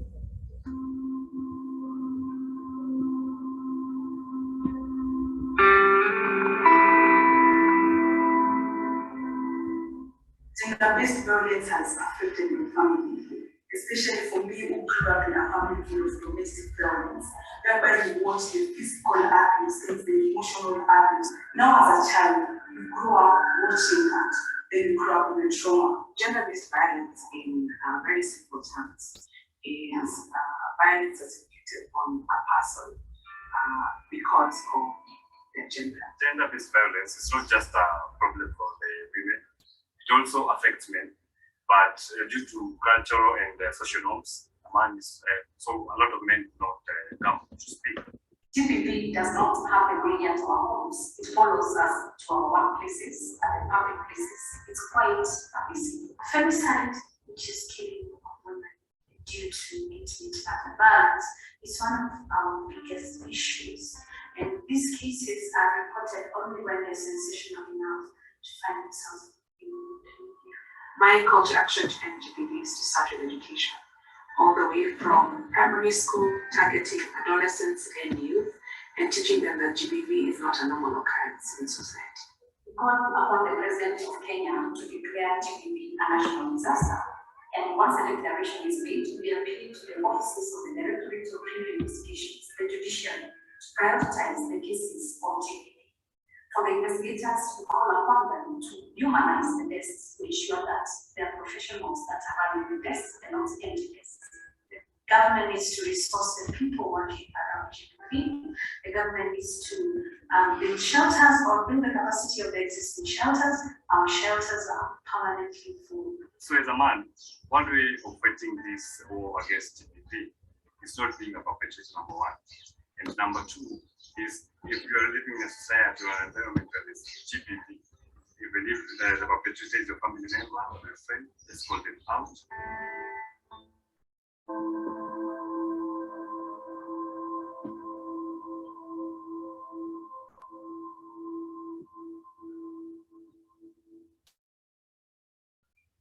My name is Sami Morar, and I'm the project manager for Journalists for Human Rights, Voice for Women and Girls' Rights project in Kenya. And what we do as a project is a lot of media development, media training, especially on gender issues, and these we do to journalists, civil society, and other key partners. We had a meeting that brought together civil society and journalists, and in this particular meeting, we were trying to work on the linkages and the synergies between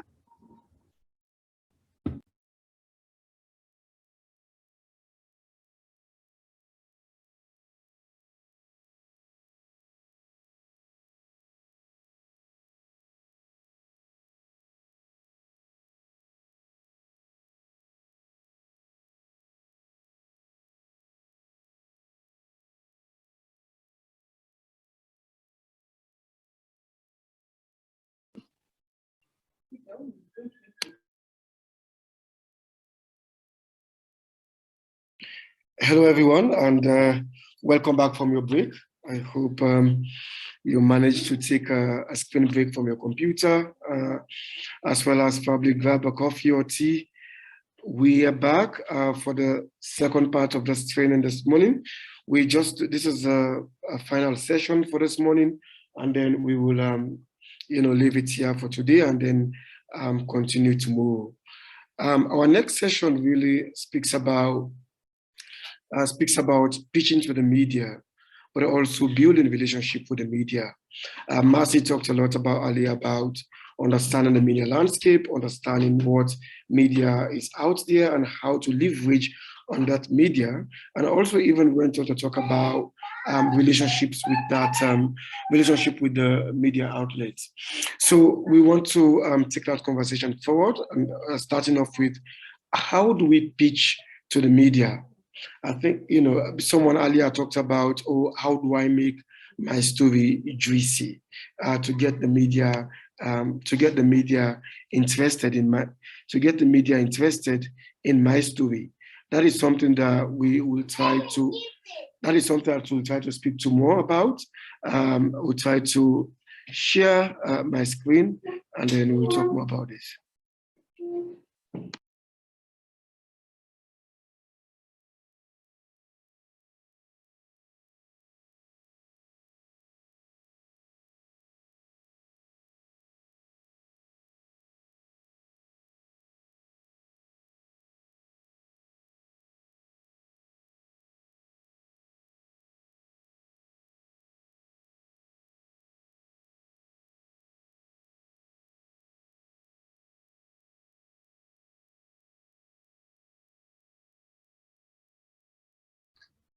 Mustafa, you should be able to share. Are you finding a problem?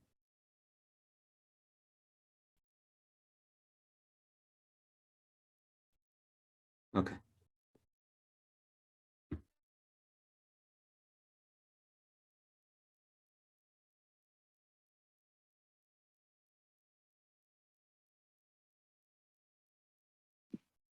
Okay.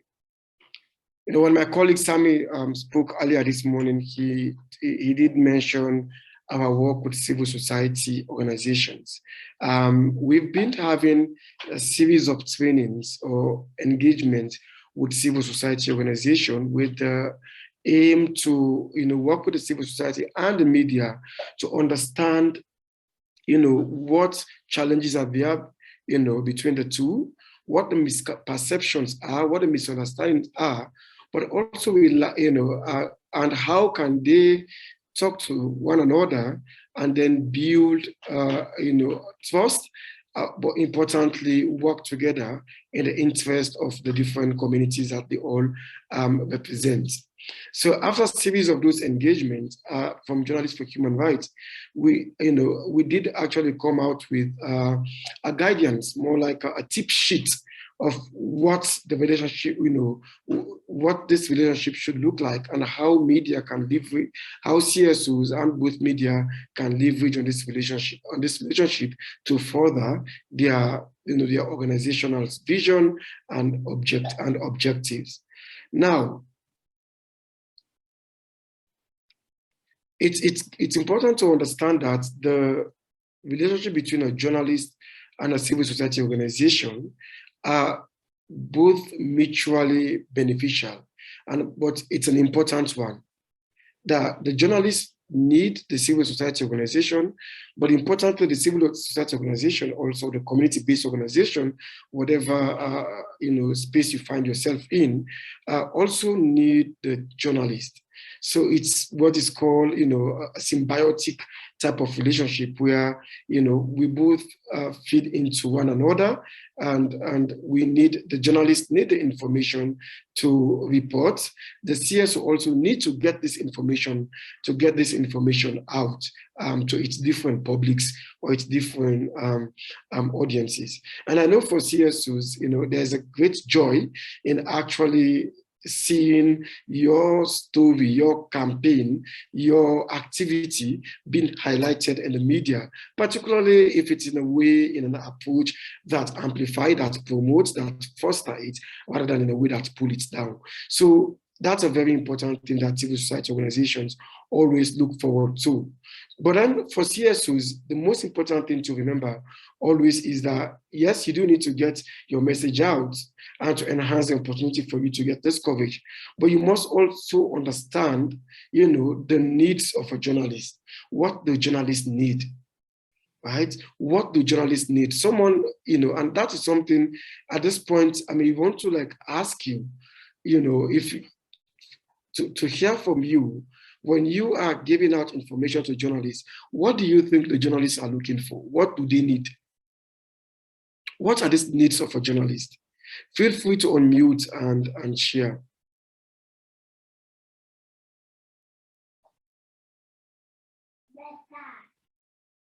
Anyone? And also feel free to use the chat to share. If there is one need you think journalists need from you as a civil society organization, what will that be? Okay, while you think about that, there was a question earlier about Catherine Karibu.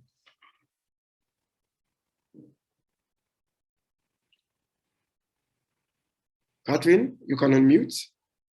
Okay, we have Catherine's hand up. There is a second hand. Okay, and I can't see all your names, but I will say feel free to unmute and just share.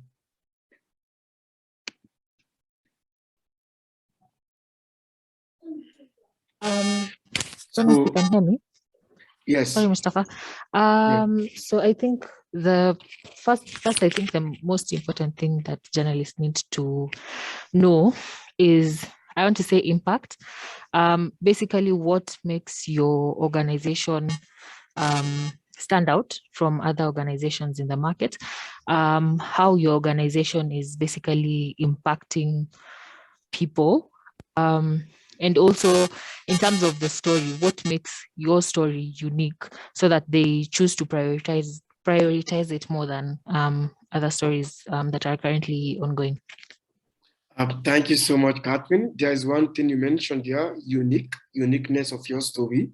That is something that we should keep and we should revisit again. That's a very important thing that journalists do actually, they do look for. Thank you. And who else?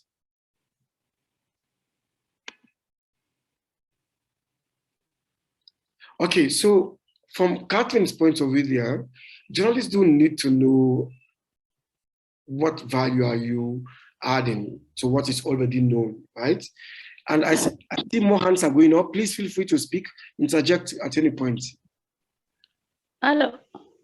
Hello, Can you hear me? Yes. I'm Safia from Isiolo. What journalists need from us is to cooperate with them na kushare ideas na kuwaeleza the more how vile community yetu wanaendelea, wanataka kujua sana. Well, asante sana for that, and I might have missed some of that, but Mariam here says journalists need to know what the CSO does. We agree. Mark is asking whether these presented materials could be shared. For sure, there will be a link to the whole training, the 2-day training, 2 links to the 2 days training, but also we can share with you materials like this one, Mark. So, But to get back to that, journalists need to know the impact. Journalists need to know what is unique about the story. And that takes me back to the question about what are journalists looking for? Remember we established at the top here that you do need each other. But why then is it sometimes hard for you as a civil society or community-based development organization? Why do you find it hard to convince journalists to cover your stories? Some of you even mentioned earlier that you've not gotten any coverage at all since you've started your operations by the media.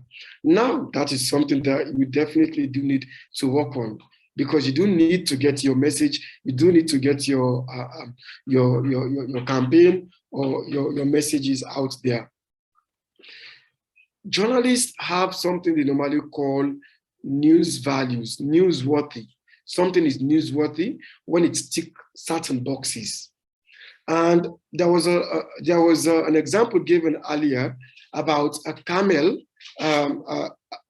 carrying a man. Journalists, it's normal to journalists, but a man carrying a camel, people, journalists are interested in that.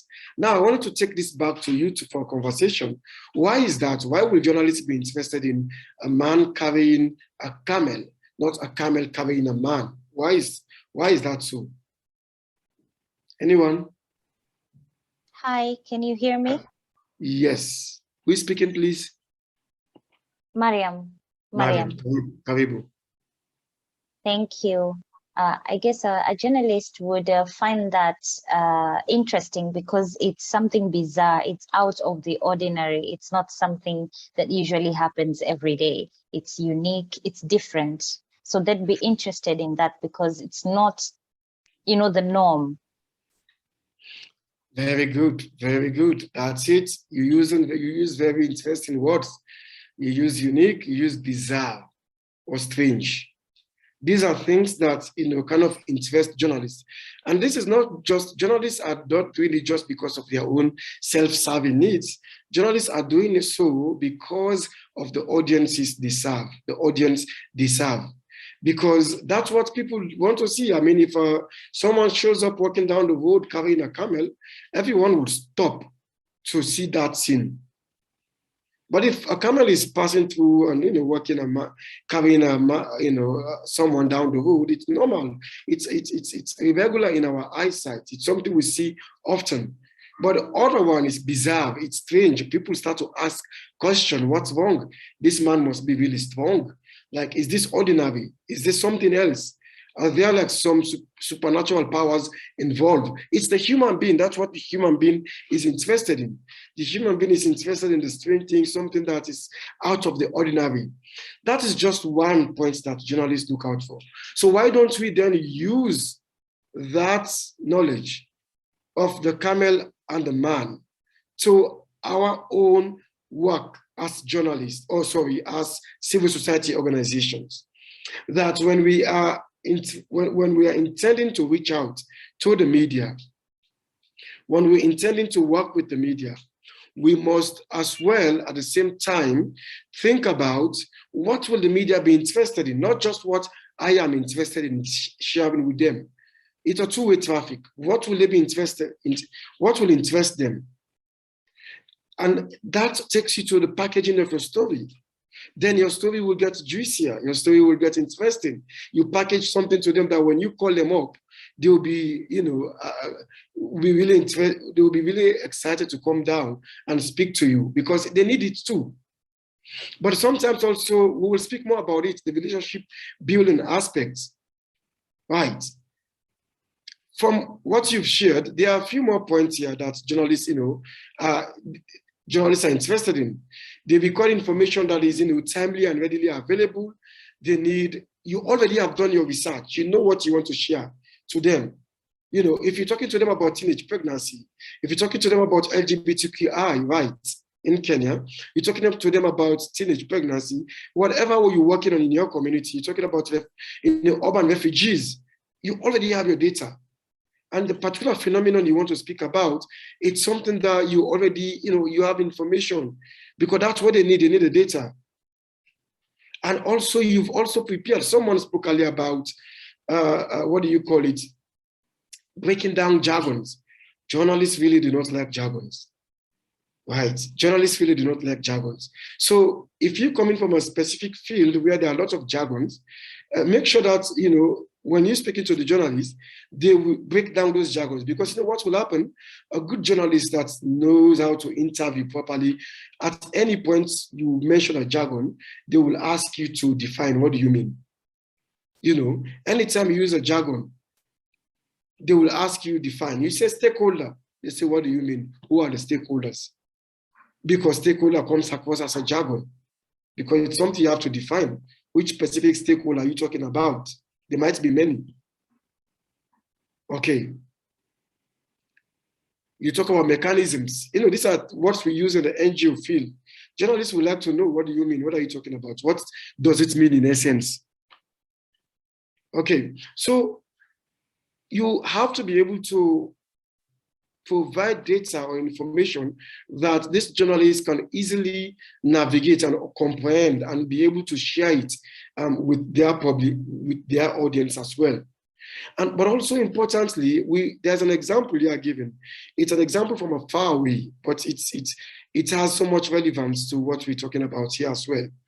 There is an example here of a Canadian CSO. It's called the Canadian Women's Foundation.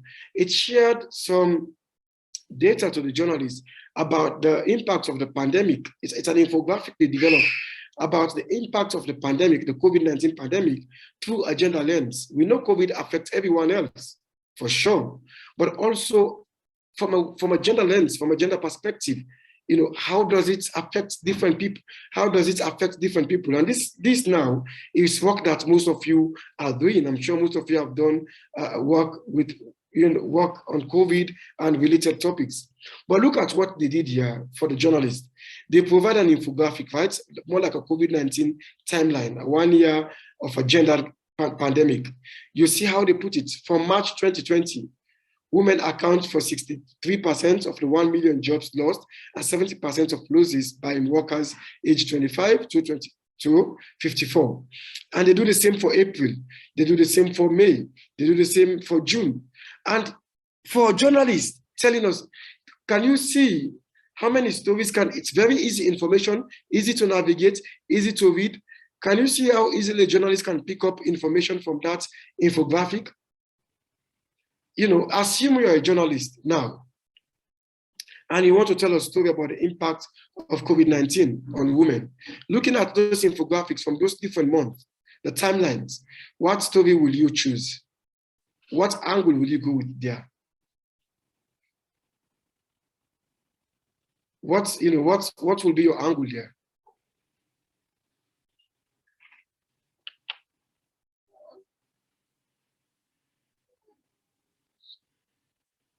What angle will you choose? So it's for you to just see, because here, for journalists in the newsroom, who is often swamped with so much information, with so much data, they can just like, wow, they're actually showing me here about they are showing me the impact COVID-19 has had on women. And I can see the data here, it's all reliable data. Statistics Canada, it says this number of women are affected. In fact, this number of women have lost their jobs. And I can easily come up with, a headline to talk about the disproportionate impact of COVID on women compared to men in that particular context. And then I will go forward to like call up this women, the Canadian Women Foundation there, to speak to me more about this. And I'm sure they already have women that they work with that have been impacted, that have lost jobs, that have been affected. Then I've got a story. Does anyone have a question on this?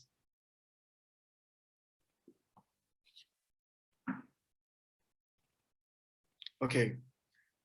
If there is a question or you need any clarification, feel free to interject. Catherine has her hand up. Catherine, karibu.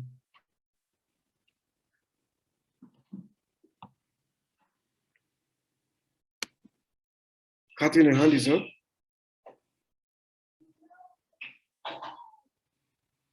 Okay. While we wait for Catherine, we'll move forward.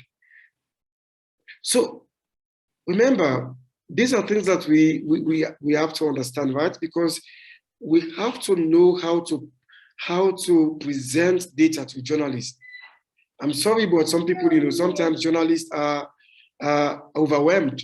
But also sometimes, for some journalists, to be honest, they're also just lazy. There are some who are lazy. Like in any vocation, like in any career, you find people who, they will like it easy. You've done the hard lifting for them, and they look at it, it's like, yeah, I'm going for this. So if you've done some research in your community about, about FGM. It's okay, sorry. I'll give you. So you've gotten for, you've done some research. You've done some research from your community about the impact of FGM or the new dynamic of FGM in your community, and this is information you want to share to journalists. Now, FGM itself is being like on the news. Everybody knows what's going on. Is there something new that you want to pitch to journalists that has not been in the news much yet? Is it the issue of cross-border FGM, or is it medically, facilitated FGM? And who are the players? Who are the facilitators for that? Something that is, something that the journalists would be interested in, not just to talk about, FGM is still happening. Everybody knows it's still happening. But is it an accountability issue that journalists would be interested in? That's like, okay, it's new. Now in Mwanga, there was a phenomenon happening where men belonging to particular societies are now, this society is demanding that all the members get their wives, caught. That is a new phenomenon people didn't know about. Like, a deep cultural play into FGM, and you are a CBO, CSO advocating against FGM. That is something that if you bring up to the media, they'll be interested to hear more about.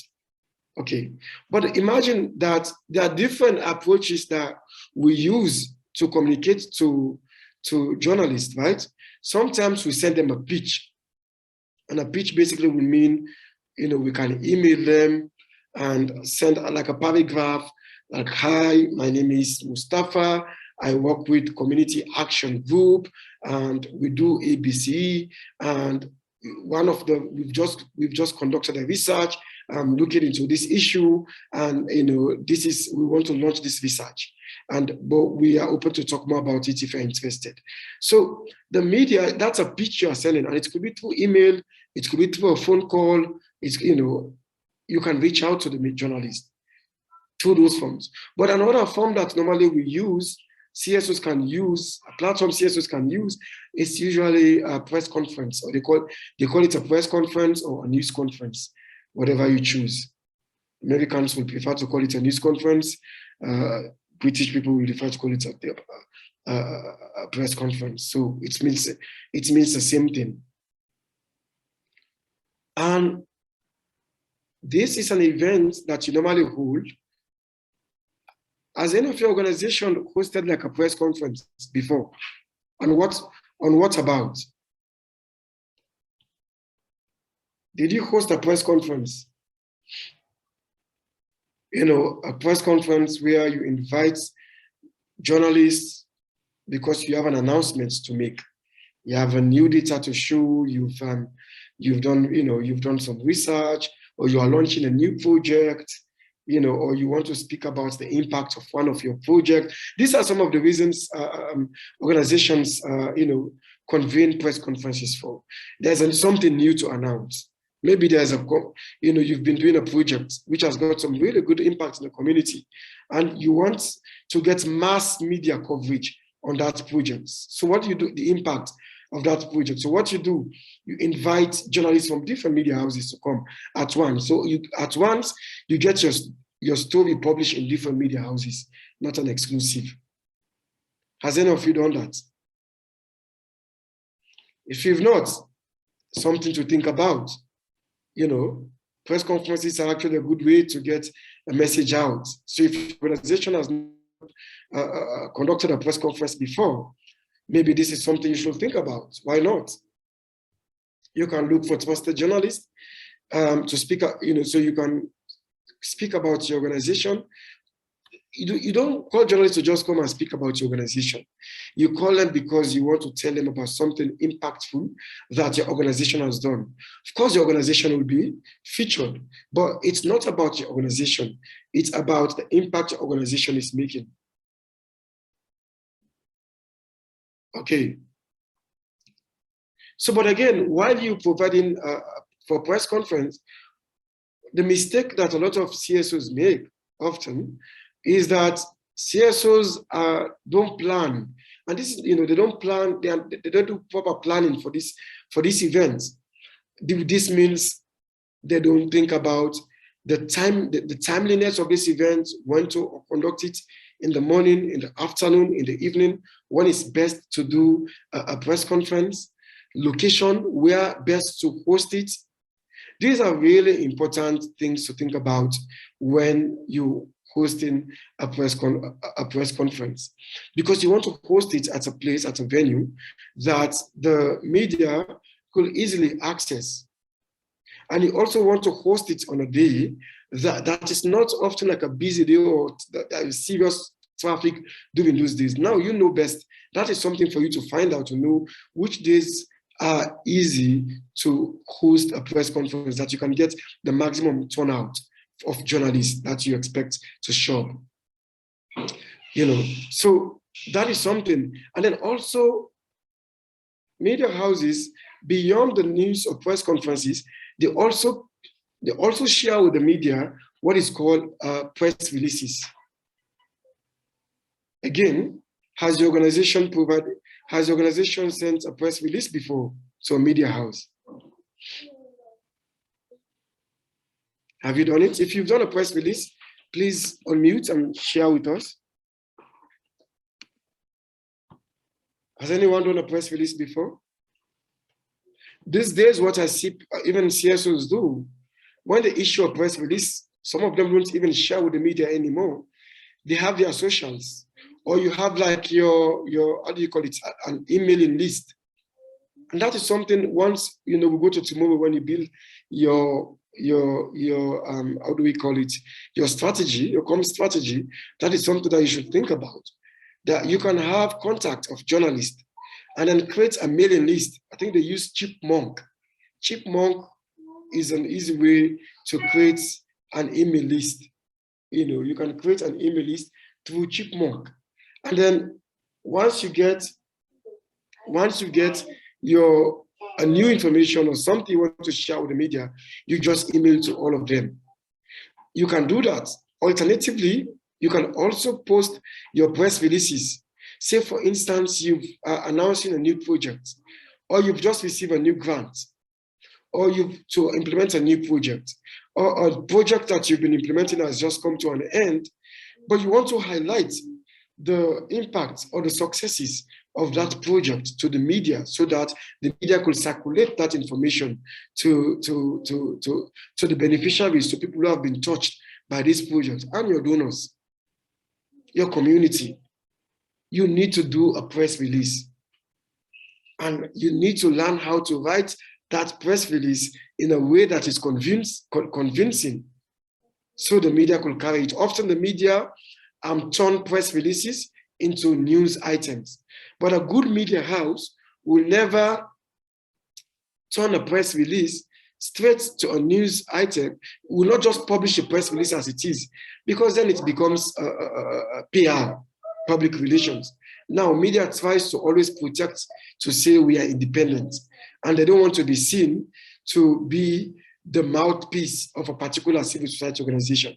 So what they do, they have to convert that press release into a news item.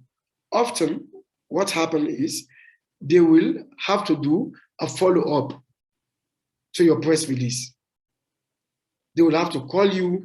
That's why when you write a press release, it's important to provide contact information on that press release, how you can be reached. And you must have someone ready to speak to the media when the media want to follow up on that story. These are all important points that you have to take into consideration while you're pitching, when you are thinking about pitching to the media or working with the media generally. Right.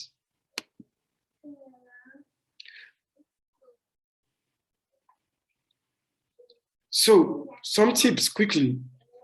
We say, try to make your topics timely. What are journalists covering or reporting on? As CSOs, we should also be really fast about looking at what is trending, what everyone is talking about, right? What everyone is talking about. And then if you are working in that space, you try to link your work to that and then pitch it to journalists. Now, for instance, for people working in reproductive health rights, what is now been trending globally? What is happening in the US? Has anyone been following people in reproductive health?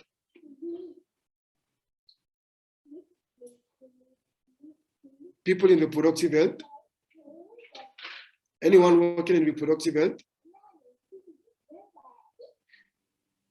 So if you've been following, you'll find that the US Supreme Court has just overturned a very important ruling that was called Roe versus Wade. It's like about 50 years old when the court back then in the US ruled in favor of abortion, that people can have abortion.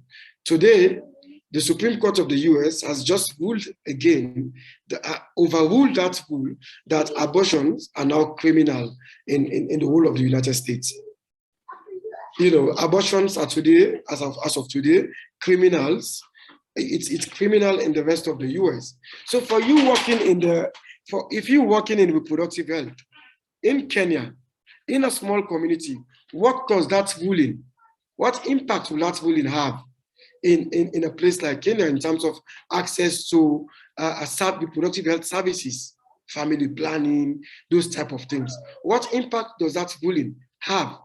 Now remember, America has some of the biggest funding, used to have some of the biggest funding for reproductive health services across the world. So criminalizing it in the US basically also means that funding and services for such facilities are also going to shrink or cut down.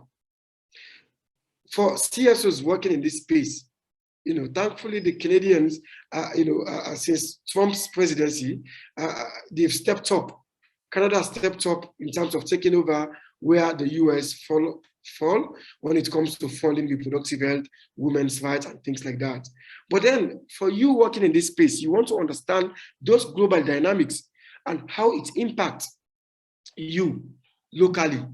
And then you find a media to work with to tell a story about this. Will people get, will it affect people, young girls who have been coming to the centers to access reproductive health services? What other examples are out there? So it's about taking the global and making it local. Or even if it's not that, let's say, for instance, one of the presidential aspirants, the leading presidential aspirants, in one of their campaign rallies, made a statement that impacts your work, your civil society, the teams that you work on, whether favorably or unfavorably. Now that is something probably then you see it's trending. That is something you could invite the media on to say, I wanted to have my organization directly work on these issues, and this is something we want to have a say on. So what I'm saying here is, you don't have to be reactive. You can be proactive in pitching to the media. You don't wait for the media to come to you. You can go to them. You can find them. So it has to be deliberate from your side. Right. Another tip is make your media events engaging, visual. TV, print, and web reporters appreciate visual media events. Include details of whatever image or photo. So essentially, when you are also doing work, if you have a good camera within your institution, take good photos, right? Take good photos. Sometimes some organizations might have a bit of cash, if you have cash for these things in your organization. If you don't have cash for it, when you're doing a project, maybe think about it. When you're writing a new concept, think about it. Think about media, and make sure that you get very compelling images to share with journalists, because sometimes those are the images that the journalists use. And you know what? Journalists can credit your organization for the images too, because it's yours, it's not theirs. Also make sure that journalists know who is available for an interview. If you've put out a press release or you've done a press conference, tell the media that if you want to know more, you want to follow up, please contact Miss A or B for more information on this, and make sure Miss A or B is actually an expert in what they are to speak about. They know. Sometimes we like to give communications officer to speak, but sometimes some topics are very technical. So it's helpful the communication officer's job to be a facilitator, to facilitate to the relevant person within the organization with the right expertise to speak on the issue. Because you know why? It's going to give credibility to what you are saying. Another important point is have a character for everything you reach into the media to, because that's what interests the media, Have a character, and the character could be, let's go back to the example we talked about earlier, the Canadian Women's Foundation, the one that provided the infographic on the impact of the COVID-19 from a gender lens, right? On the impact from a gender lens. Now, you can have a spokesperson from the organization to speak on that issue, but importantly, you can also find a woman who has been affected by this pandemic. Someone lost, a woman that you've been working with, maybe you've been providing, how do you call them, well-being or welfare programs for this woman. You can find one or two of them to speak to the media. The reason is when the media gets these characters to speak to, it gives more a human touch, it gives more legitimacy to the story than if you are the one talking about it. Because when you are the one just talking about it, it sounds more like a promotion, and that's what it is about your organization. And that's what journalists try to avoid. So when you complain that journalists don't want to cover your stories, it's because probably you've not given them enough reasons, compelling reasons for them to come and cover your story. Don't make it just about your organization, make it about the issues, and journalists will be sold. They will be interested. Okay? Any questions so far? Comments? If no one says nothing, I get worried that I'm just speaking to myself, and I hope not.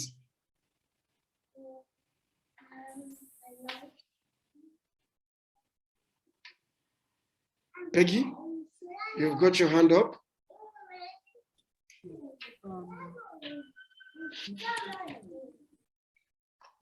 Hello?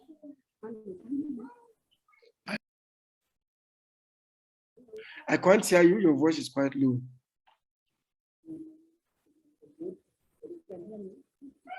Yeah, yes.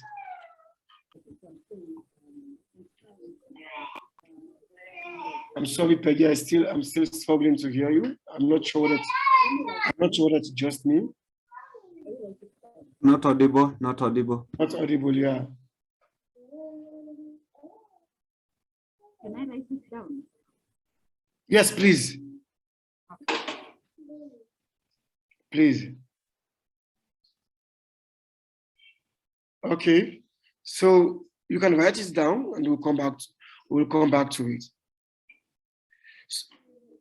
So it's important that, when we're reaching out to journalists, we provide them with information we provide them with data that breaks down the information of who, what, where, when. In journalism, and I'm sure in so many other writing, we have what they call the 5 W's and H. What is happening, who is involved, where is it happening, when did it happen, when is it happening, why, and but most importantly, the why part is always very important. Why? So when you're doing even your write-up or you're pitching to the journalist, you must make sure you answer all of those questions, those 5 W's and 1 H in your pitch to the media. You wanted to tell them that you organization AB, and we have just launched a report about teenage pregnancy. Why did we do why we found out there was an increasing rate of teenage pregnancy in community C, right?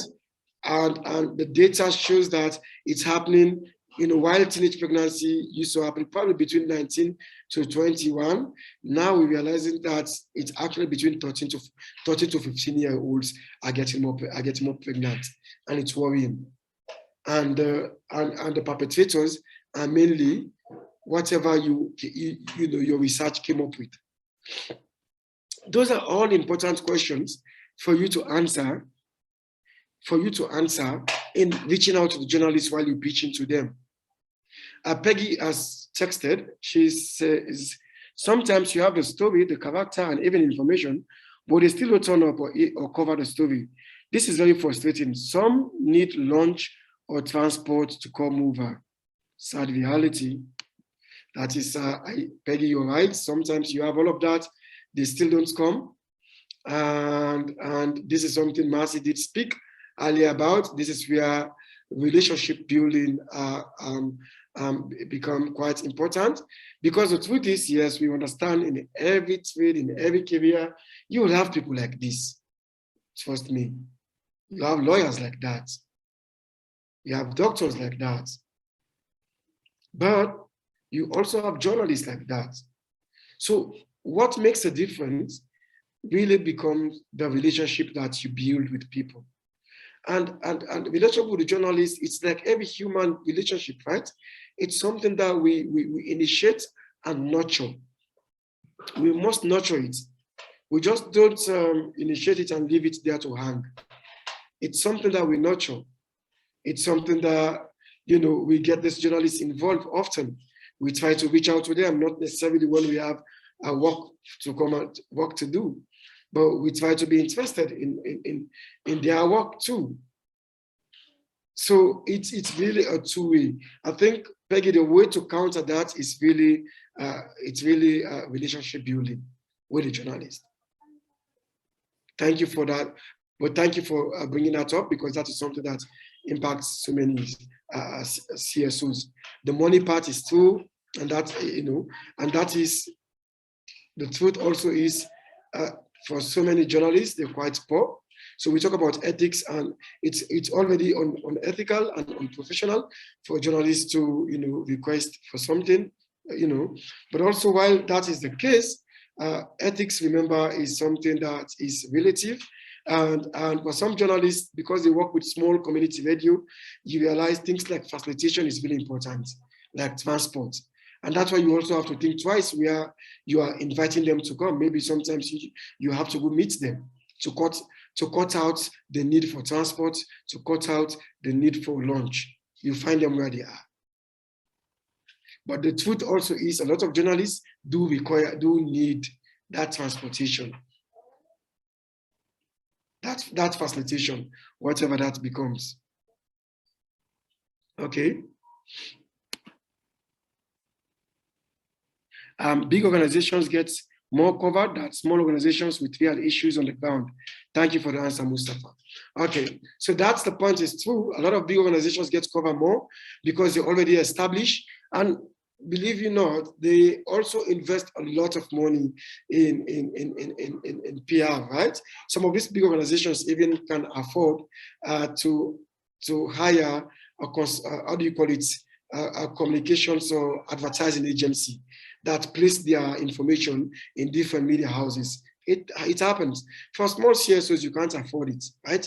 So your way out is to build a relationship with the media houses. Okay. So if you want to send the media information about a recent report, study by organization, include a summary. It saves journalists a lot of time. Sometimes if you have a website or social media links where you've published, include a link to the report so they can read more. But often don't send them too much information. send them a brief, and then you share a link to further reading if they want to pursue the issue. And then make sure that there is contact information. Make sure that there is a character to speak to the issue. Make sure that you have a spokesperson from the organization available to speak to the media. But there's also another important point here that we need to discuss about when we are pitching to journalists. Sometimes we don't just pitch to any journalist. You've got to be able to come up with your own target journalist that you can work with. And that are journalists that report on beats or niche that is relevant to your work, right? Sometimes journalists get really annoyed when you call a journalist who is a sports reporter, for instance, calling them to do a story about some agricultural projects that you've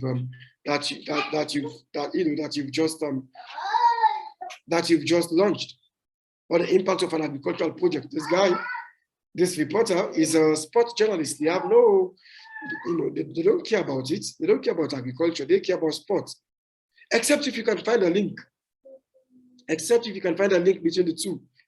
But it will be good for you to find someone who is in that beat, right? Someone who is in that beat. There is often no shortage of beat reporters. There are always reporters with all these media houses, even with the community radio stations. They have programs. They have someone who wants a program there on women issues. There's someone who wants a program on youth issues. There's someone who produces a program on agriculture or women's empowerment or reproductive health. These are the people you find and bring to your fold to work with, because they can understand your language, right? They can understand your language. I mean, if you go to The Nation, for instance, or the Star or Standard, they have a gender reporter, they have all of this, what I've just said. So for you to pitch, you must be able, first of all, to identify the reporters within these media houses. Read the newspapers, follow your local news radio station, know who is presenting what show in that media house, and then target them, try to reach out to them. Sometimes someone mentioned earlier that some of the radio stations, they really don't have information about these people. And this is why if it's your community, that's why they call them a community radio. Take a walk, visit. It's like, hey guys, I just come to visit your station. You guys have been doing some good programs, and I work in this community as well. I'm running this program, so I thought it's necessary to stop by this morning or this afternoon, to see the voices, the people who have been presenting these programs. Believe me not, the people in that small community radio will appreciate it, that someone running an organization in the community has decided to take a proactive step to come and stop by and appreciate them. That is a really good way to start a relationship. From there, you will get to meet who is doing what. And by the time you know it, contacts have been shared, and you'll start to get calls. It's not really like a complicated process. It's quite an easy process, and I'm sure you already know it. I'm only emphasizing it for your benefits. All right, I'm just emphasizing it for your benefits. But make sure that you take the initiative. If you've not been covered by any of your local media or national media, take the initiative and reach out, get coverage. All right? And also understand the different, international days or national days that are relevant to the work that you do. Because journalists also have a calendar for some of those days. They want to cover these issues, if it is World Water Day, World Toilets Day. All of those they are there. And you are actually a community organization that supports access to hygiene in communities so people can get decent toilets, to improve the dignity of people within that community. If you pitch to a media house about some of that work that you are doing, they will be interested, because this is about toilets. It's an issue that cuts across human beings everywhere in the world. Journalists will be interested that there is actually, there are communities there, people still do open defecation. And your organization is in that community trying to get people, and we all know the consequences of open defecation, the health problems that comes with that. So if you are providing work for that, media will be interested. Who has benefited in that program? Right? So it's really important for you to take note of this point to make sure that you are able to build your relationship with the media, that you're able to build a relationship with the media that way. It's quite important. As I said earlier, we've had quite a lot of challenges, sessions with CSOs, and we've actually brought CSOs and journalists in one session too, to talk to one another in those sessions. And a lot of things came up in those sessions. Some of those challenges that came up in those sessions are actually challenges that you've also raised up in the course of this training this morning, which tells me that these problems or challenges are cut across. They cut across with every organization, right? So we have to be able to then learn, how do we counter this? How do we counter these challenges? There is a lot of trust issues. Then how do we build the trust, right? How do we build the trust? People, these are issues that I already talked about. In one JHR session, a CSO advised that they put much effort into an education announcement and journalists didn't show interest. So again, the tips is the event timely. Perhaps host that event on the last day of school. For example, if it's an educational program, if it's a program that has to do with toilet facilities, wall toilets, they may be, around that time, journalists are very interested. If it's an issue that has to do with women and girls, they have the international, they have like this, the 16 days. If your organization works around that time, schedule your events, your activities, your media interviews, your media pitching around that time, so that media will be interested to cover it, because they are looking for stories around those issues around that time anyways, right?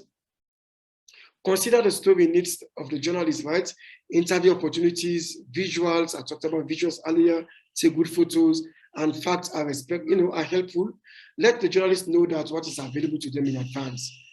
So you can tell the journalist, if you come to this press conference, we will provide people who have been affected by the issue we talk about, so you can interview them.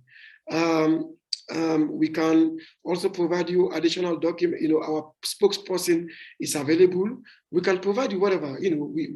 We have a good PA system. Good photo. We have a camera person on standby, so we're taking our own photos. If you like, we can share with you photos later as well. Just let them know what is available for them.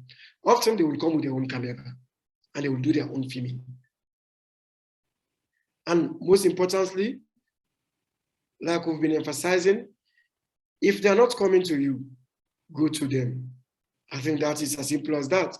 If you're having a struggle getting journalists to come to your activities, to come to your events, that may be because you probably just invited them when you have an event.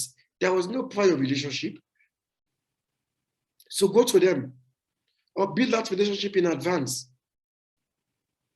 so you won't struggle to get their attention, right? Be a resource person. A lot of the media in Kenya, I see, they do host people all the time. The morning shows, the evening shows, they're always looking for someone who can speak, about specific issues, about women's health, about human rights, about the economy, about the economic impact on the nationality level. So they're always looking for people who can speak on these issues. So you be a resource person. so that the media can actually call you to come anytime. They're not only waiting for an event to invite you. Even if you don't have an event, you are a guest, you become a regular guest, a social commentator on these issues. And through that, of course, your organization gets a lot of visibility through that, because when they put your name, Mustafa Dumbuya, journalist for human rights, -- So just think about it. These are tips, you can use to reach out to the media, or if they fail to reach out to you. It's a two-way street. So don't just always wait for them to reach out to you. You can also reach out. And I know there are a lot of, you've mentioned a lot of frustrations about the media not coming or reporting, completely reporting what you don't expect them to report. You invited them to come and report on an issue. They completely, took another angle of that. This is where it's helpful to build those relationships, to build those trust, and then to provide enough information to help them to understand the issues, right? So we talk about the relationship, which we've been talking about, right? So another point is, I see there's a hand up. You can just speak, please.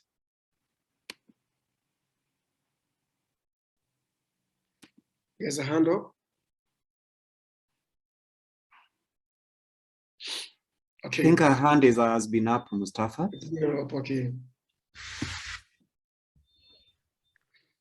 So I think another important point is really to making sure that you build those direct working relationship with the media, making sure that you reach out to them and you build trust and you build respect, and then go to your local radio station, look for the contact.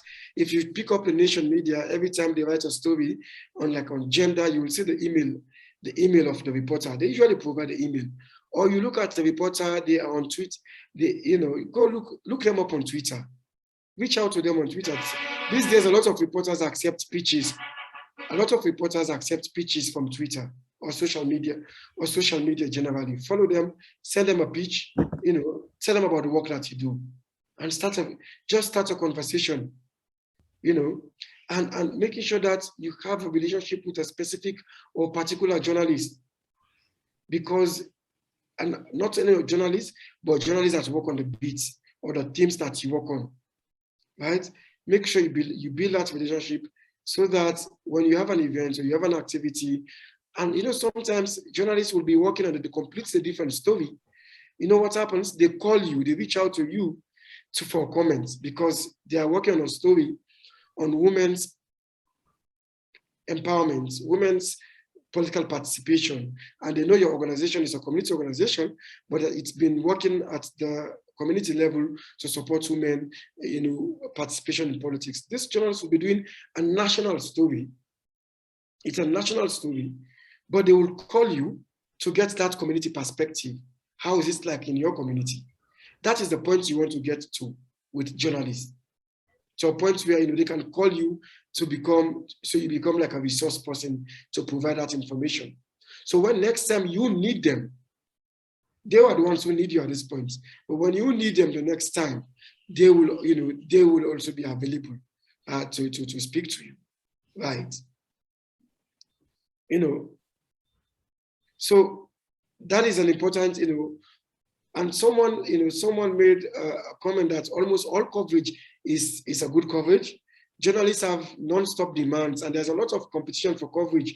This is something you must know, Politicians want to be covered, businesses want to be covered, big CSOs want to be covered. The average person on the machinery on the streets, on the community also wants their own story to be told. Likewise, you want your story to be told. So journalists have to balance out all of these demands that they get on a daily basis. So that's why when you're reaching out to them, you must also be relentless and you must also be deliberate when you reach out to the journalists. This was an example provided in a JHR-Kenya session. It says, Even if your story gets coverage through a news organization on Twitter, through the media house website, in a rolling headline news bulletin, at the bottom of the screen on a TV station, that is still a coverage. Even if it's not big, a big spreadsheet coverage like a front page, you get featured, it's still coverage. And use that to reach out more and get more relationship with the journalist, right? You can see on the screen here, there's a story here about a Bungoma girl who scored 401 marks in KCPE, but yet to repeat class 8. That is story that has been reported there, right? So we've got, like I said earlier, like a series of sessions between CSOs and media, and a lot of feedback. We derive a lot of feedback from those sessions, this session between the civil society and the media in Kenya. And the goal is really to build effective working relationship between the two. And some of this feedback, clearly some of them says, some of the things that you've said here. Generally, CSOs noted that they have some working relationship with the media. The media has given a lot of support, especially to grassroots CSOs. So there is some acknowledgement. The little that is known about us, there is because of the initiative of the media. And we really appreciate that the media is helping to raise our voices and to help report on key issues of gender and others, which we truly appreciate. That was a feedback from a CSOs organization. An acknowledgement that yes, there are challenges, there is distrust, but also the little that is known about us has come from media coverage of our work. But then also, some of the comment that came out from those meetings is that CSOs, some CSOs haven't taken full advantage, right, of engaging the media, because they've been waiting for the media to reach out to them. They've not been too proactive to go out and reach out to the media themselves. So, and this is something that you have to consider going forward, that if the media hasn't reached out to you yet, and when we say the media, is quite broad. It could be your local radio, it could be a national newspaper, national TV, a community blogger these days, an influencer these days, because the definition of media is quite broad and it's getting blurrier these days. So you have to also take up the initiative to reach out, So even though some CSOs sometimes complain that media need facilitation, sometimes it's necessary. I talked about this earlier, that media is quite constrained. Some media houses or reporters are also quite constrained. They don't get paid well, or they don't get better advertising, for community radio stations, and usually it's difficult. So often they will require, so often they will need the support, like the facilitation, for them to move from point A to point B, especially when you are inviting them to go to a location that is so far removed from their normal operations area. Does anyone have any feedback? I know that is something that is quite of a big concern to civil society organizations, because also CSOs are also struggling, right? Does anyone have a comment on that one? Any thoughts? Who will provide facilitation to media, and who will do that? Who will not do that completely out of maybe a constraint, or maybe from a value point of view? What will you do? Will you provide facilitation to a journalist, or will you not?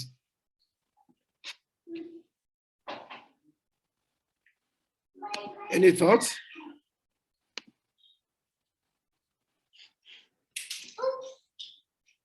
Any thoughts?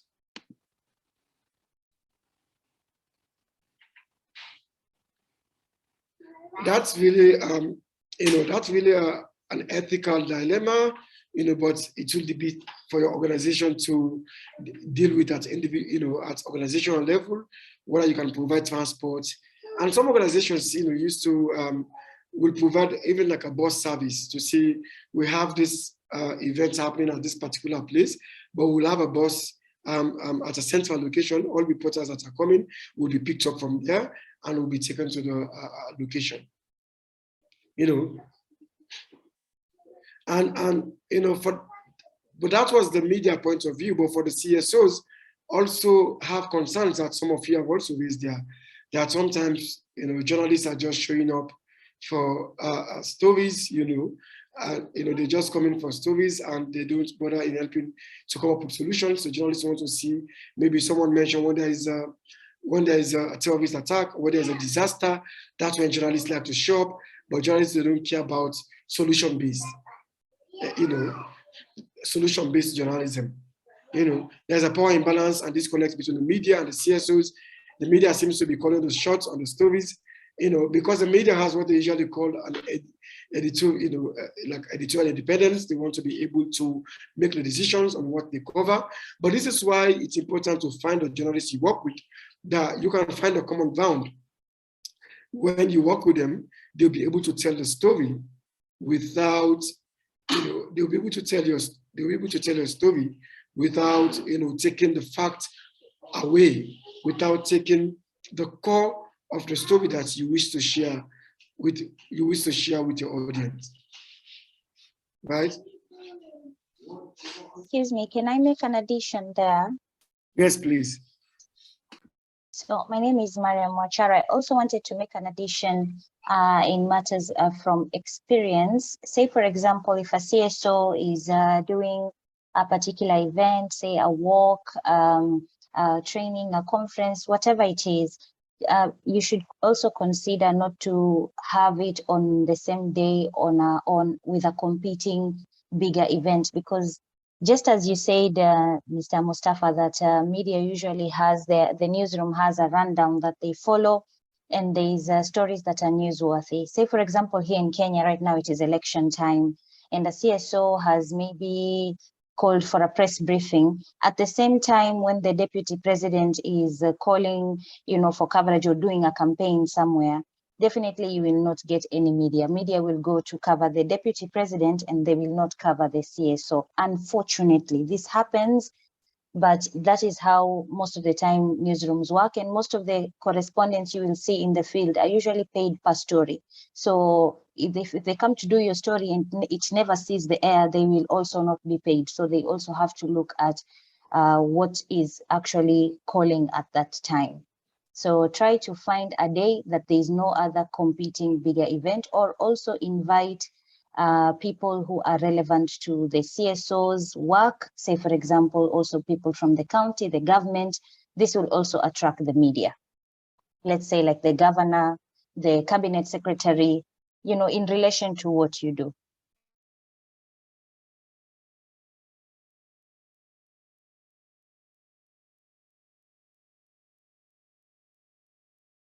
Sorry, I was trying to unmute. Thank you so much for that, Mariam, for that contribution. It's quite important to understand how the media works, and thanks for shedding light on that, because sometimes, you know, we can just sit back and blame the media and, you know, not understanding from their own point of view what constraints they do also face, and because they don't make the decisions. The person you interact with is just a reporter. They have an editor, a copy editor, who makes those decisions about what is being featured on the paper or the bulletin the next evening. So it's good to understand those dynamics and how the media generally works, because often we could blame the media for so many stuff. We could blame them for just coming to, you know, exploit, you know, victims, for come for sexy stories, to come for the juicy stories, but the media, you know, and in the process ending up hurting people more. And professional journalism, and that's something we work at Journalists for Human Rights, making sure that we train reporters in a way that they report a story with empathy, with a way not to cause further harm, because they have a duty not to cause further harm, you know, on on their sources. So that is something that journalists have been trained on from a JHR point of view, so that they report professionally and ethically on, especially when it comes to issues like GBV, sexual harassment, and all these very, very sensitive topics. Right, so sometimes we say as well, CSOs call journalists for meeting, but then they don't address the journalists until they see faces of journalists, especially from big legacy media they know of or people they relate with, for them to release their press release. So they feel like that is a challenge situation for them. So that's also a complaint from journalists, and sometimes, a lot of journalists feel patronized, feel some CSOs, put more value on certain journalists if they don't see a journalist from the big ones, the NTV or Citizen or the other ones, but the other guys from the community media have shown up.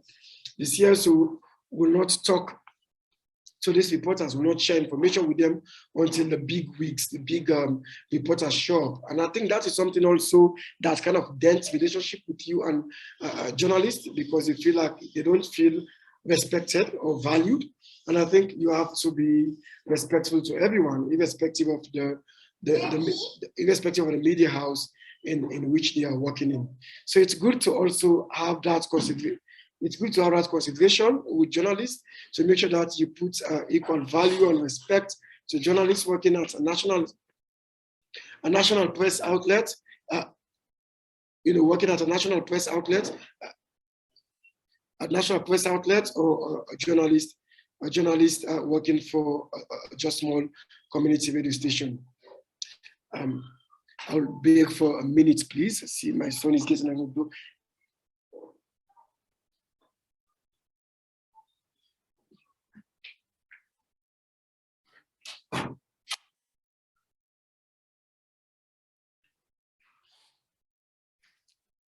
So that's really important to take note of. So you provide the same kind of accord or respect to everyone, irrespective of the media house. Someone complained that some journalists, ask insensitive questions and to sources. That is true sometimes, and that is because some of these journalists actually don't have the training. They don't understand the issues. Part of what, particularly when speaking to survivors of GBV or rape, some journalists are not aware how to deal with those sensitive topics, so they could ask questions that end up blaming the victims. They call victim blaming. So, but at Journalists for Human Rights, this is work that we already do, supporting CSO journalists to learn the basics and to understand how to conduct these interviews and write in a language that is also respectful to people's experiences.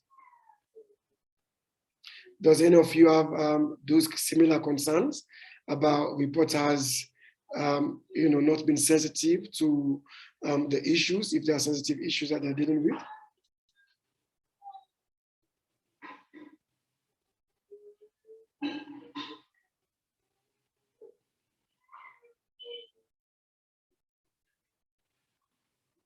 So journalists have a lot of concerns, right? As much as CSOs have those concerns. And these are all concerns that have come up from different sessions that we've been having. Journalists also have,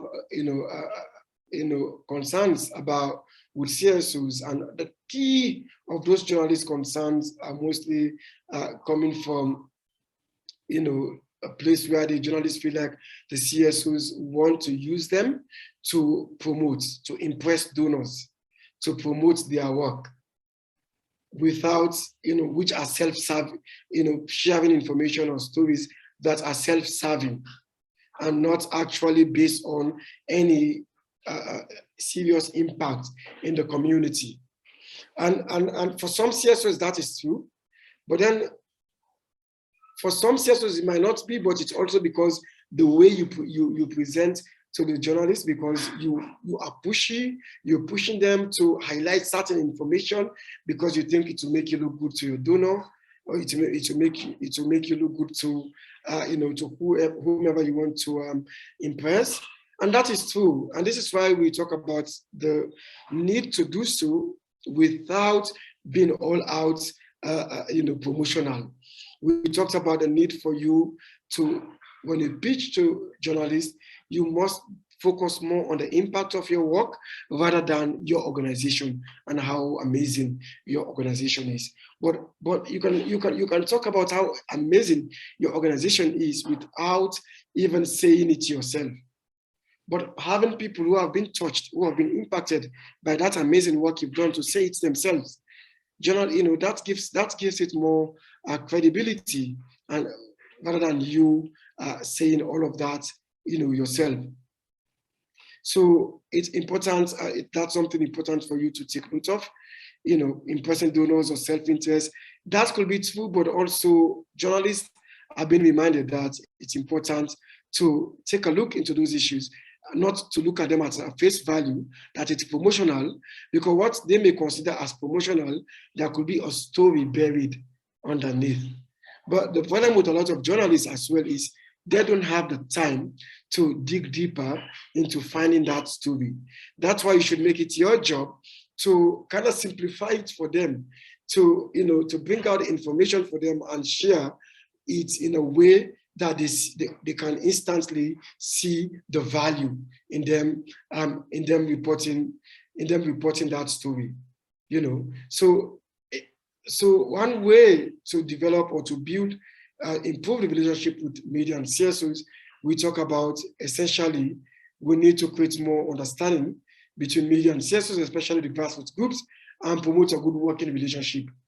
Of course, we talk about training, and that training requires working with you at the CSO level. But from our point of view, we've been working with a lot of journalists. We've also been providing the counterpart of this training to journalists to understand the work of the CSOs, to see themselves as one of the same with civil society organizations, because journalists often will fall in the civic or civil society group, because there's one underlying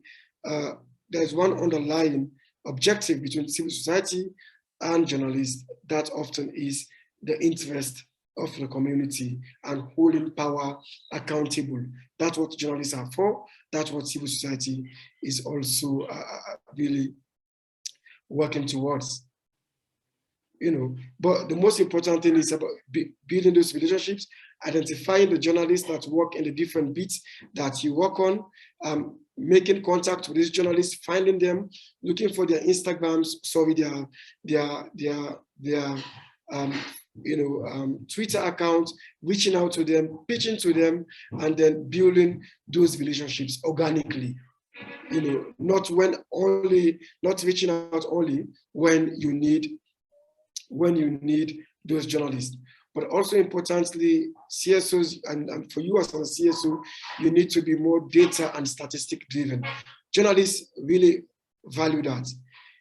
If you are doing a program within your community, make sure that you have the data, you have the statistics.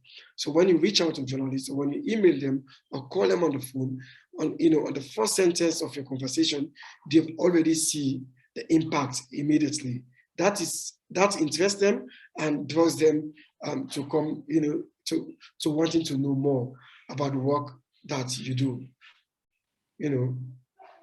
So I think pretty much that is the essence of this presentation, i.e. for you to understand the importance for you to build those relationships with journalists, the importance for you not to only wait for the journalists to reach out, but you can also reach out to them, and also the importance for you to have the expertise within the organization who can serve different needs of the journal, different needs, and especially when it comes to people speaking on topical issues that the media often will want to perspective on. You can become a resource person for the media, but importantly also you want to make sure that you get the media, you get a media contact, so at Nation who to speak to.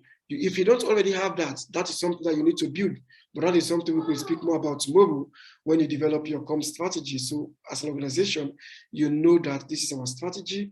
At the nation, this is who we talk to, and this is how we package. This is how we package our information as well.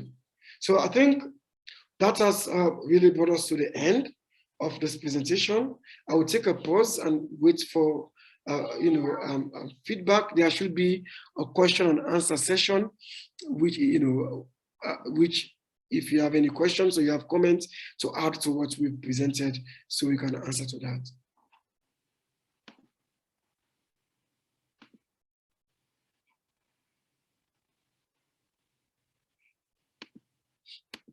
Any thoughts? So Peggy is saying, from what I'm hearing, I'm beginning to think I need a deeper training on how to work with and prepare stories, etc. with journalists, media houses. I'm feeling inadequate in this area. And Shakes is saying, can we get this materials notes for sure? We can share that. Yes, that's the point. The point is that you do need to, you do need to learn. For people, even for organizations with media representatives or public relations officers or social media managers, you do need to know how to write a press release.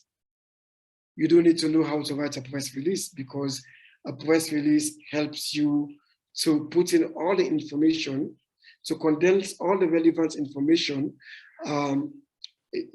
within a page that journalists can pick up and read and get an idea of what your organization is doing.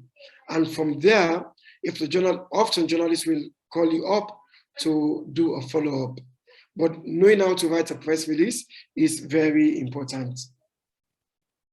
Any more thoughts? And Mariam is asking for the recording and the presentations. We will definitely share this. We'll share this document as well as the link to the link. Yeah. Okay. Well, it's pretty much 19 minutes to midday. We wanted to end this session this morning by 11:30, which means we've gone up about 10, 11 minutes out of the time we envisaged for this training. At this point, we'd like to thank you very much for your time this morning and for learning with us.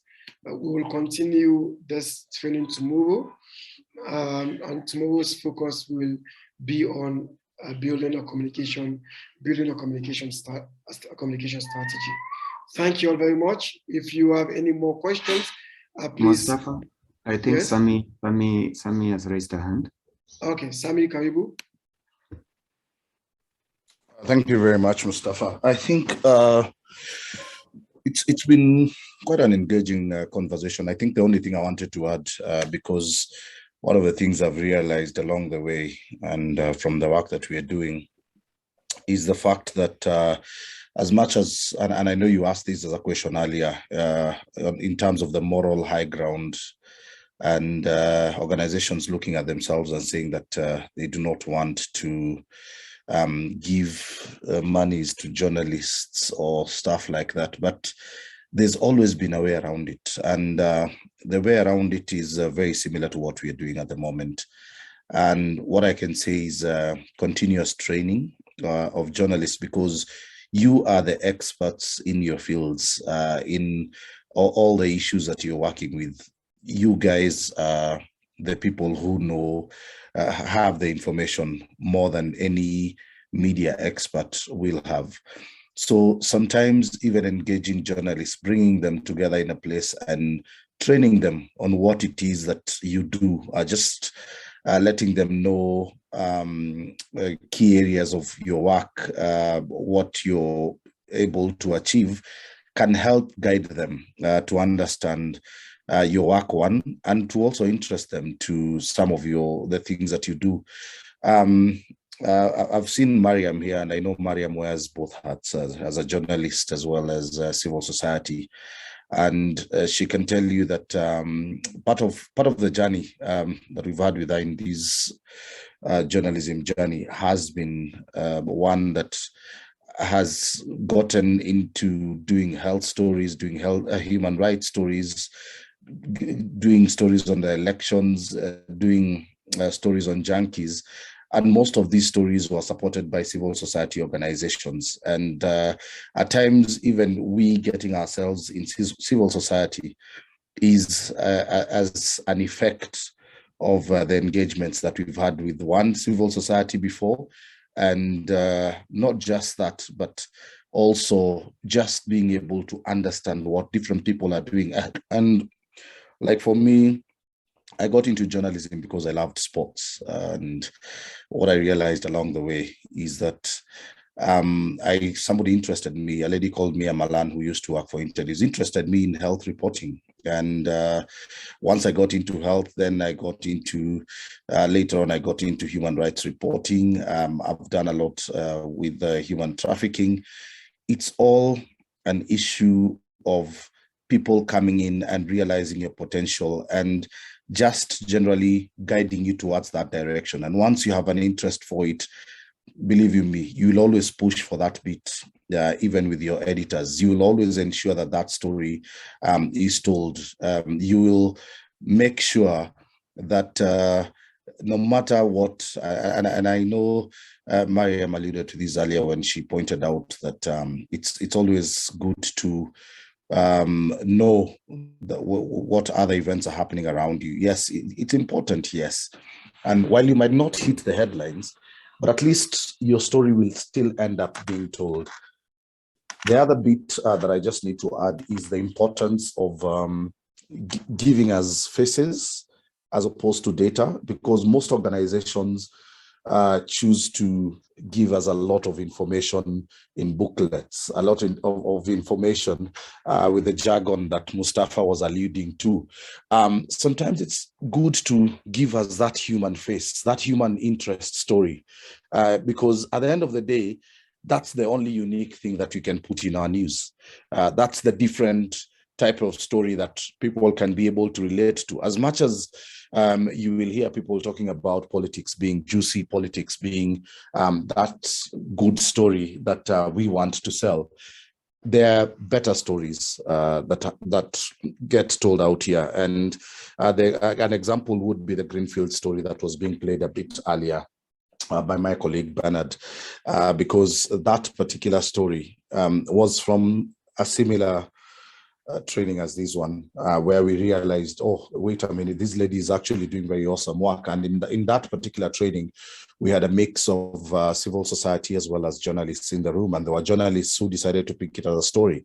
And it ended up getting a splash. And that's the school that basically is taking care of girls who've gotten kids while they have not finished schooling. So they allow these ladies to go back to school, and it's a safe space for them to be able to operate, no stigma, no nothing. So as much as we will continue cultivating these conversations, as much as we will continue ensuring that we have these good relationships with journalists, let's always remember we have very juicy stories. It's only that at times what might look normal to you is not normal to me.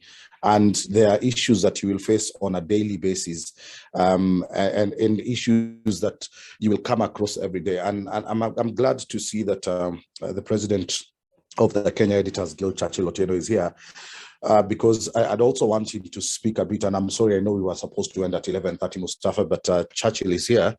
And it would be nice for him to speak about, Churchill, what are the type of stories that you look at as a senior editor working for the Nation Media Group, and as the person who leads editors as far as the Kenya Editors Guild is concerned? What type of stories do you find? And it's one of the things that has been asked here today, that the media usually not really concerned about stories that come from CSOs. So, and I know Mustafa and my colleague Muthoni have also spoken about a lot about it this morning, but it will be good to hear about it from an editor's perspective. Churchill. Thank you, Sami. Good morning, friends. Yeah, it's still morning. Happy to see. Do I need to put on my video? It's okay. Happy to see some familiar faces. I'm sorry I couldn't join you early in the morning because news happened, and that's the nature of the newsroom. If you ask Mercy Njoroge, she would tell me a lot more. What's in the mind of an editor as we go out looking for stories that are worthy of filling the spaces that we have, be it on radio? Pardon? There is a request that you put your video on. Oh.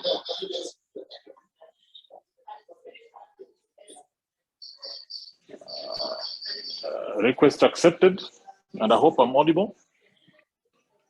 So what goes on in the mind of an editor as we look for stories?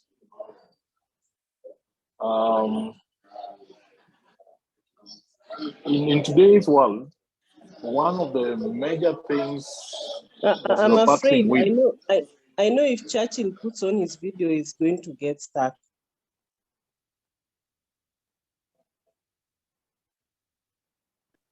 Sorry, say that again. No, I was saying I know usually you have problems with your connection when your video is on, but if you're okay, it's okay. We can see you. Yeah, Mercy and I go back a long way. I was saying that in today's world, there are too many things that worry editors as we go out looking for stories to fill our spaces. The first one is the question, where is the truth? You know, as somebody comes to tell you a story that they think fits and deserves a play in your pages, in your bulletin, be it on TV or radio, you keep asking yourself, where is the truth? And am I being told the entire truth? Because remember, the business of journalism is just a business of two things. Good stories told beautifully or told well, and you can think of that as the art side of it. Then there is a science side of it, which is about verification. And that basically means, is the information contained in the story that I'm publishing true? Is it verified? In fact, we've now moved beyond, is it verified, to is it verifiable? Am I able to demonstrate to my readers and audiences that what I'm telling them is the truth? And the way we do that is by showing them the source of the information contained in that story. So if it was a report, we attribute whatever information, whatever claims that are in the story to that report. If it's an individual, if it's a person, we prefer people who we clarify as authoritative sources, you know, people who by nature of their work or their office are expected to know certain things. So if a doctor is talking about health, then you're likely to give that doctor more credit. If a policeman is talking about crime, you know, if a mother is talking about babies or children, and so on and so forth. So at a very, very basic level, that becomes key. But once you have that information, you want somebody who can turn it into an interesting piece of work, so that if it's written, then the prose and the poetry used should make it, should make reading that story delightful. If it's presented on video, then the videography, the kind of shots used, and the kind of individuals appearing in those shots should make it inviting and engaging for that audience. And the same goes for audio. So at a critical level, editors worry about those two things. How do I find the facts? And those facts had better be about something that is of substance to the lives of an audience. And then how do I package those facts in a way that is interesting and exciting? So sometimes we for example, stop using a photo because it's the only picture we have of you. And we've used it so many times because we feel if we use it one more time, readers might not see that as a fresh piece of information. And the same will go for footage, the same will go for audio tracks. A second big point on that is the whole question of what is the purpose of journalism in the world we are in today. And one may consider that purpose at three levels.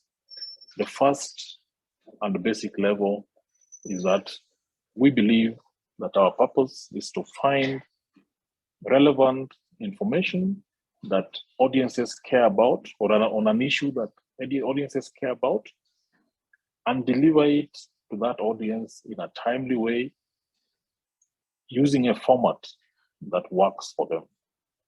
So if the audience is on mobile, then we want to do all that and deliver it to them on mobile. If the audience is on TV, the same goes. If they're on a newspaper, that goes.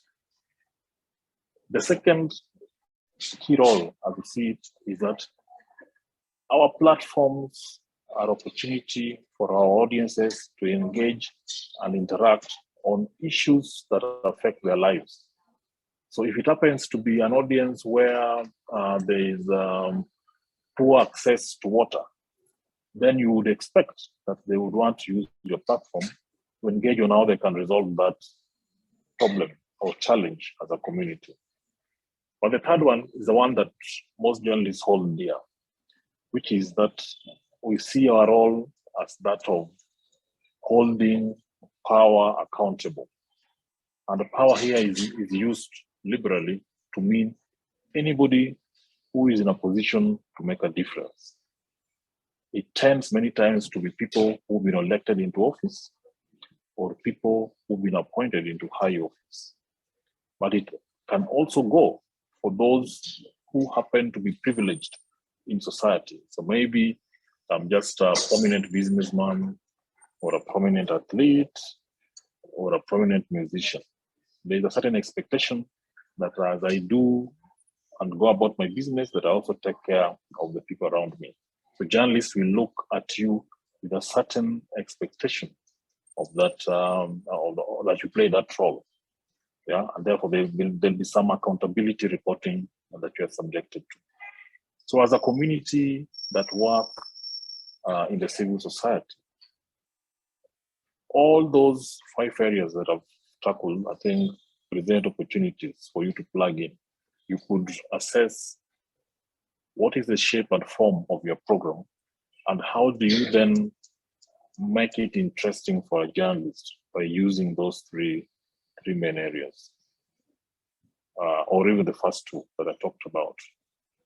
And as I finish, Sami, a key challenge that has come up in the midst of those 5 key factors is the whole question of digital disruption that has now made it possible for everyone to tell their own story in the shape or manner that they prefer, which is a good thing because it democratizes the sharing and publishing of information. But it comes with some challenges, and the main challenge is that some of us feel that we are entitled to our own truth, and therefore they believe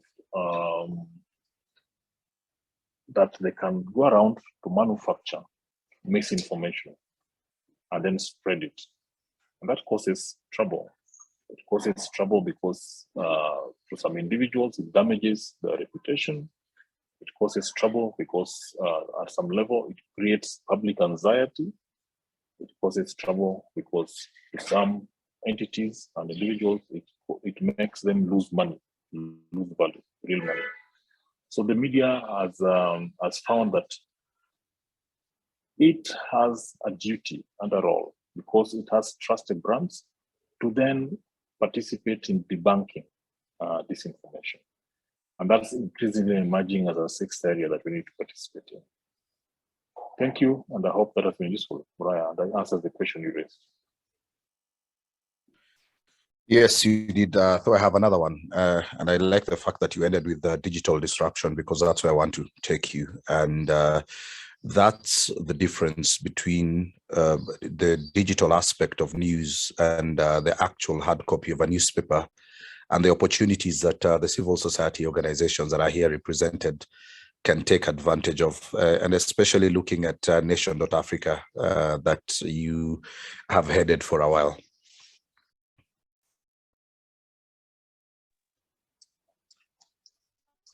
Yes, thank you. The key distinguisher between the new media space and the old or legacy media is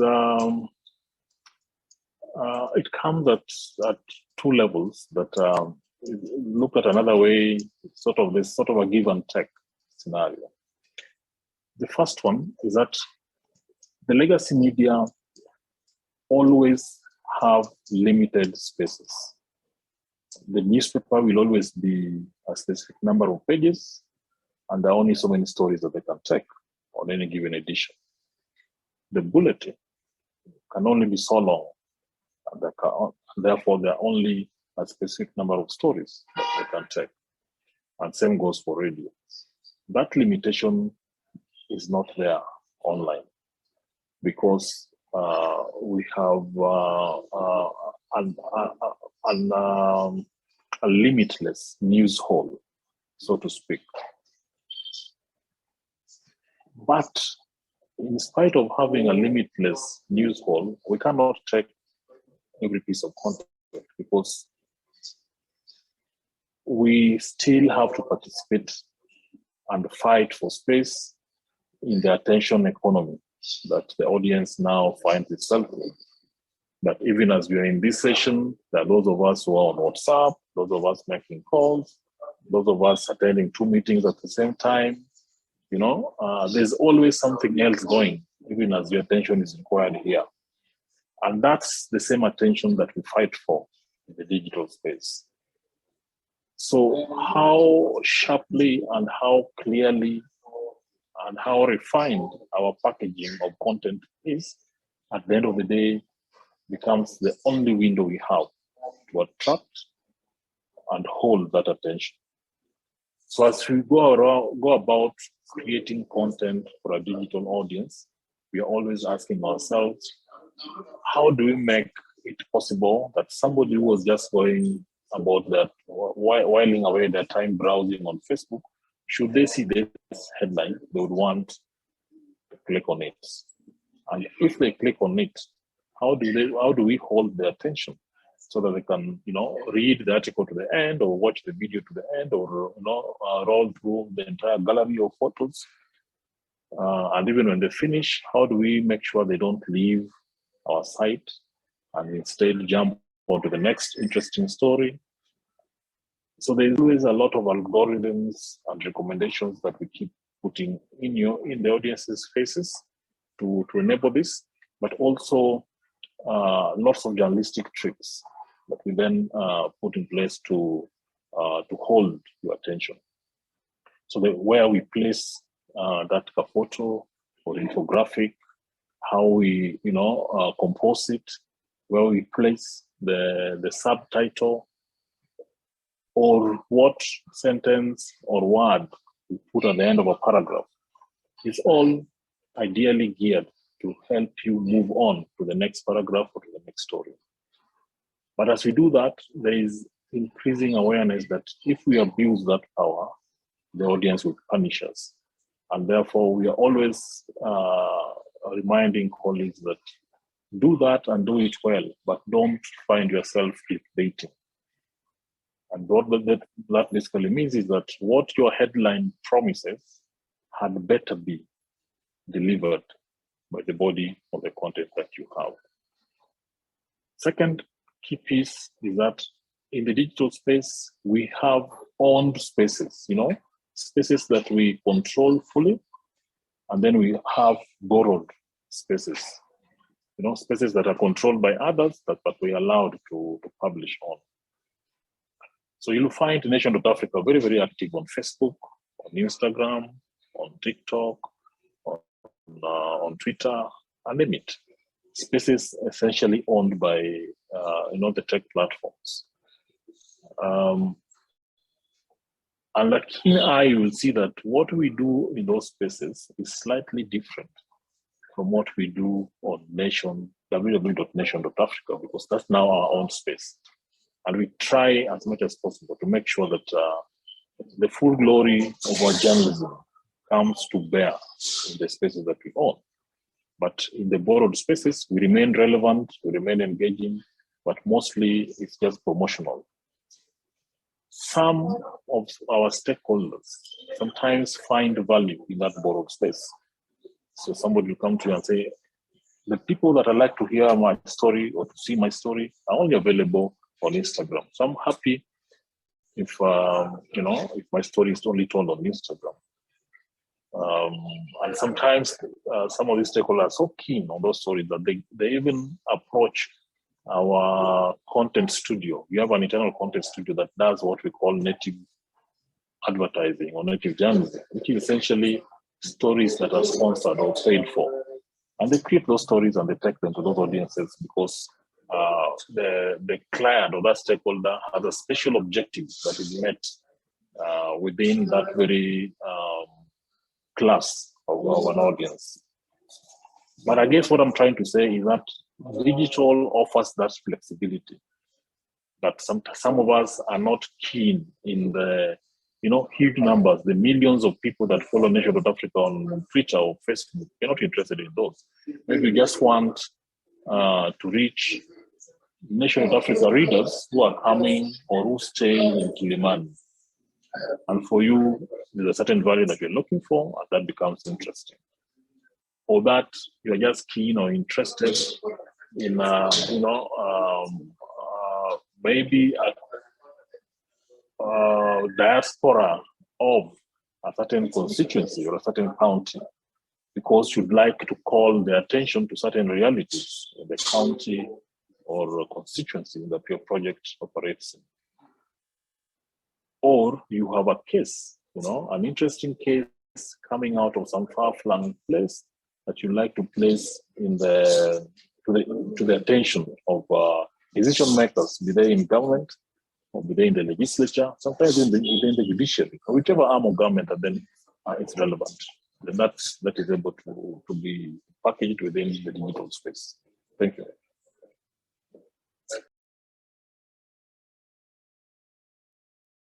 Thank you very much, Churchill. I want to hand it back to Mustafa.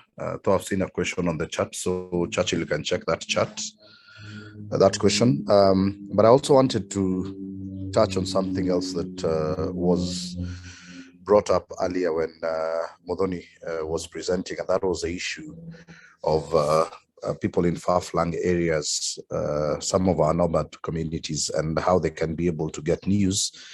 And I know that Modoni spoke about having pre-recorded materials and them sitting in listening groups. There is also another option. There are some organizations that basically make radios that do not use batteries, that you either wind up or that use solar. And those radios usually are very helpful in such scenarios. So the only thing that we can do is try to ask around. I worked with a similar organization some years back that was giving radios to nomads in parts of Narok, and I remember also bits of Garissa and Tana River.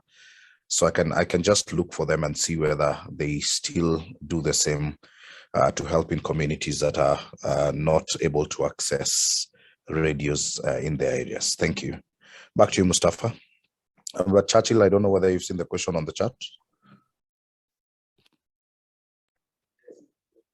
Yes. I see the question on editorial policies, and now the question is kindly mention something on editorial policies and how we can put them into consideration while engaging journalists and media outlets.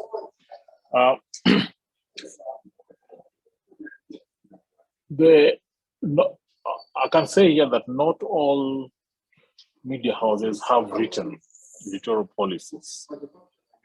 Some do, like The Nation does, but I know many in Kenya that don't. And if they do, at least those documents are not published.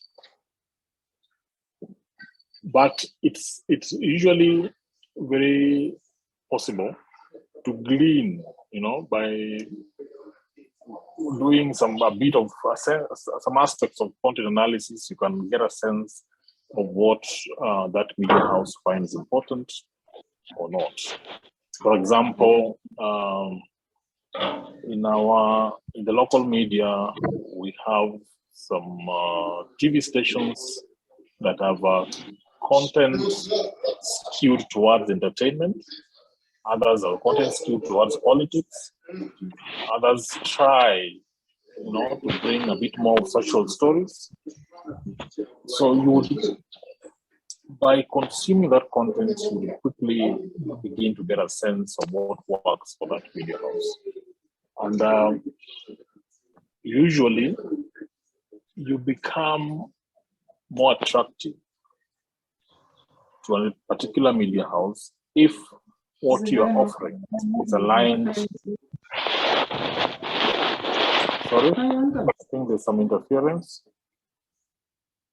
Yeah, if what you are offering, sorry about that, if what you're offering is aligned to that specific media house, which basically means you have some content offers that meet what they think they need to be giving their audiences.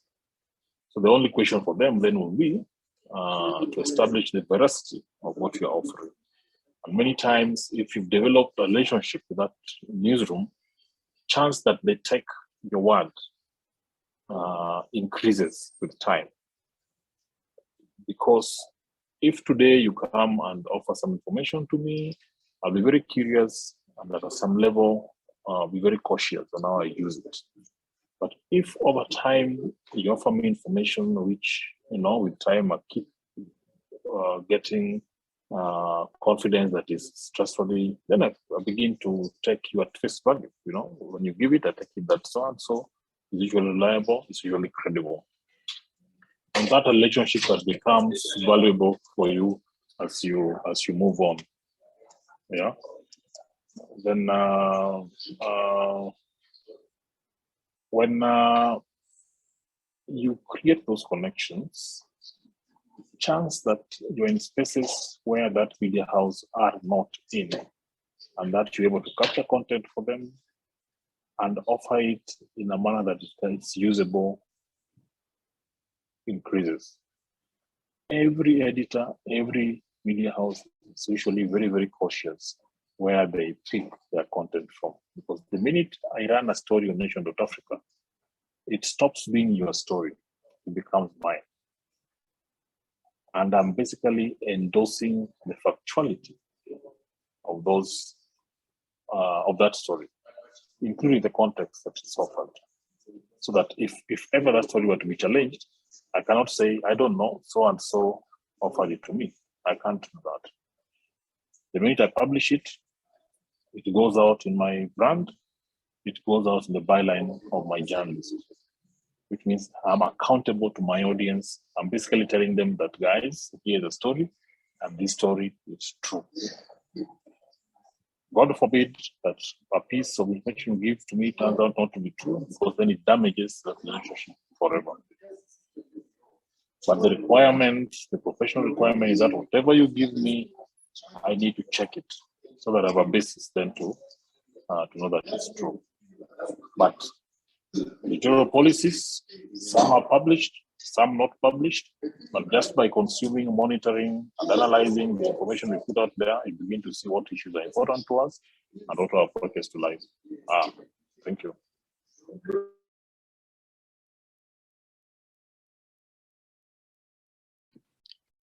We'd like to thank Churchill Otieno, President for the Kenyan Editors Guild, for his insights and perspective on working with the media, and I hope that you will all leverage on that knowledge that we've all gotten from Churchill on how to work with media, and I 100% agree with him.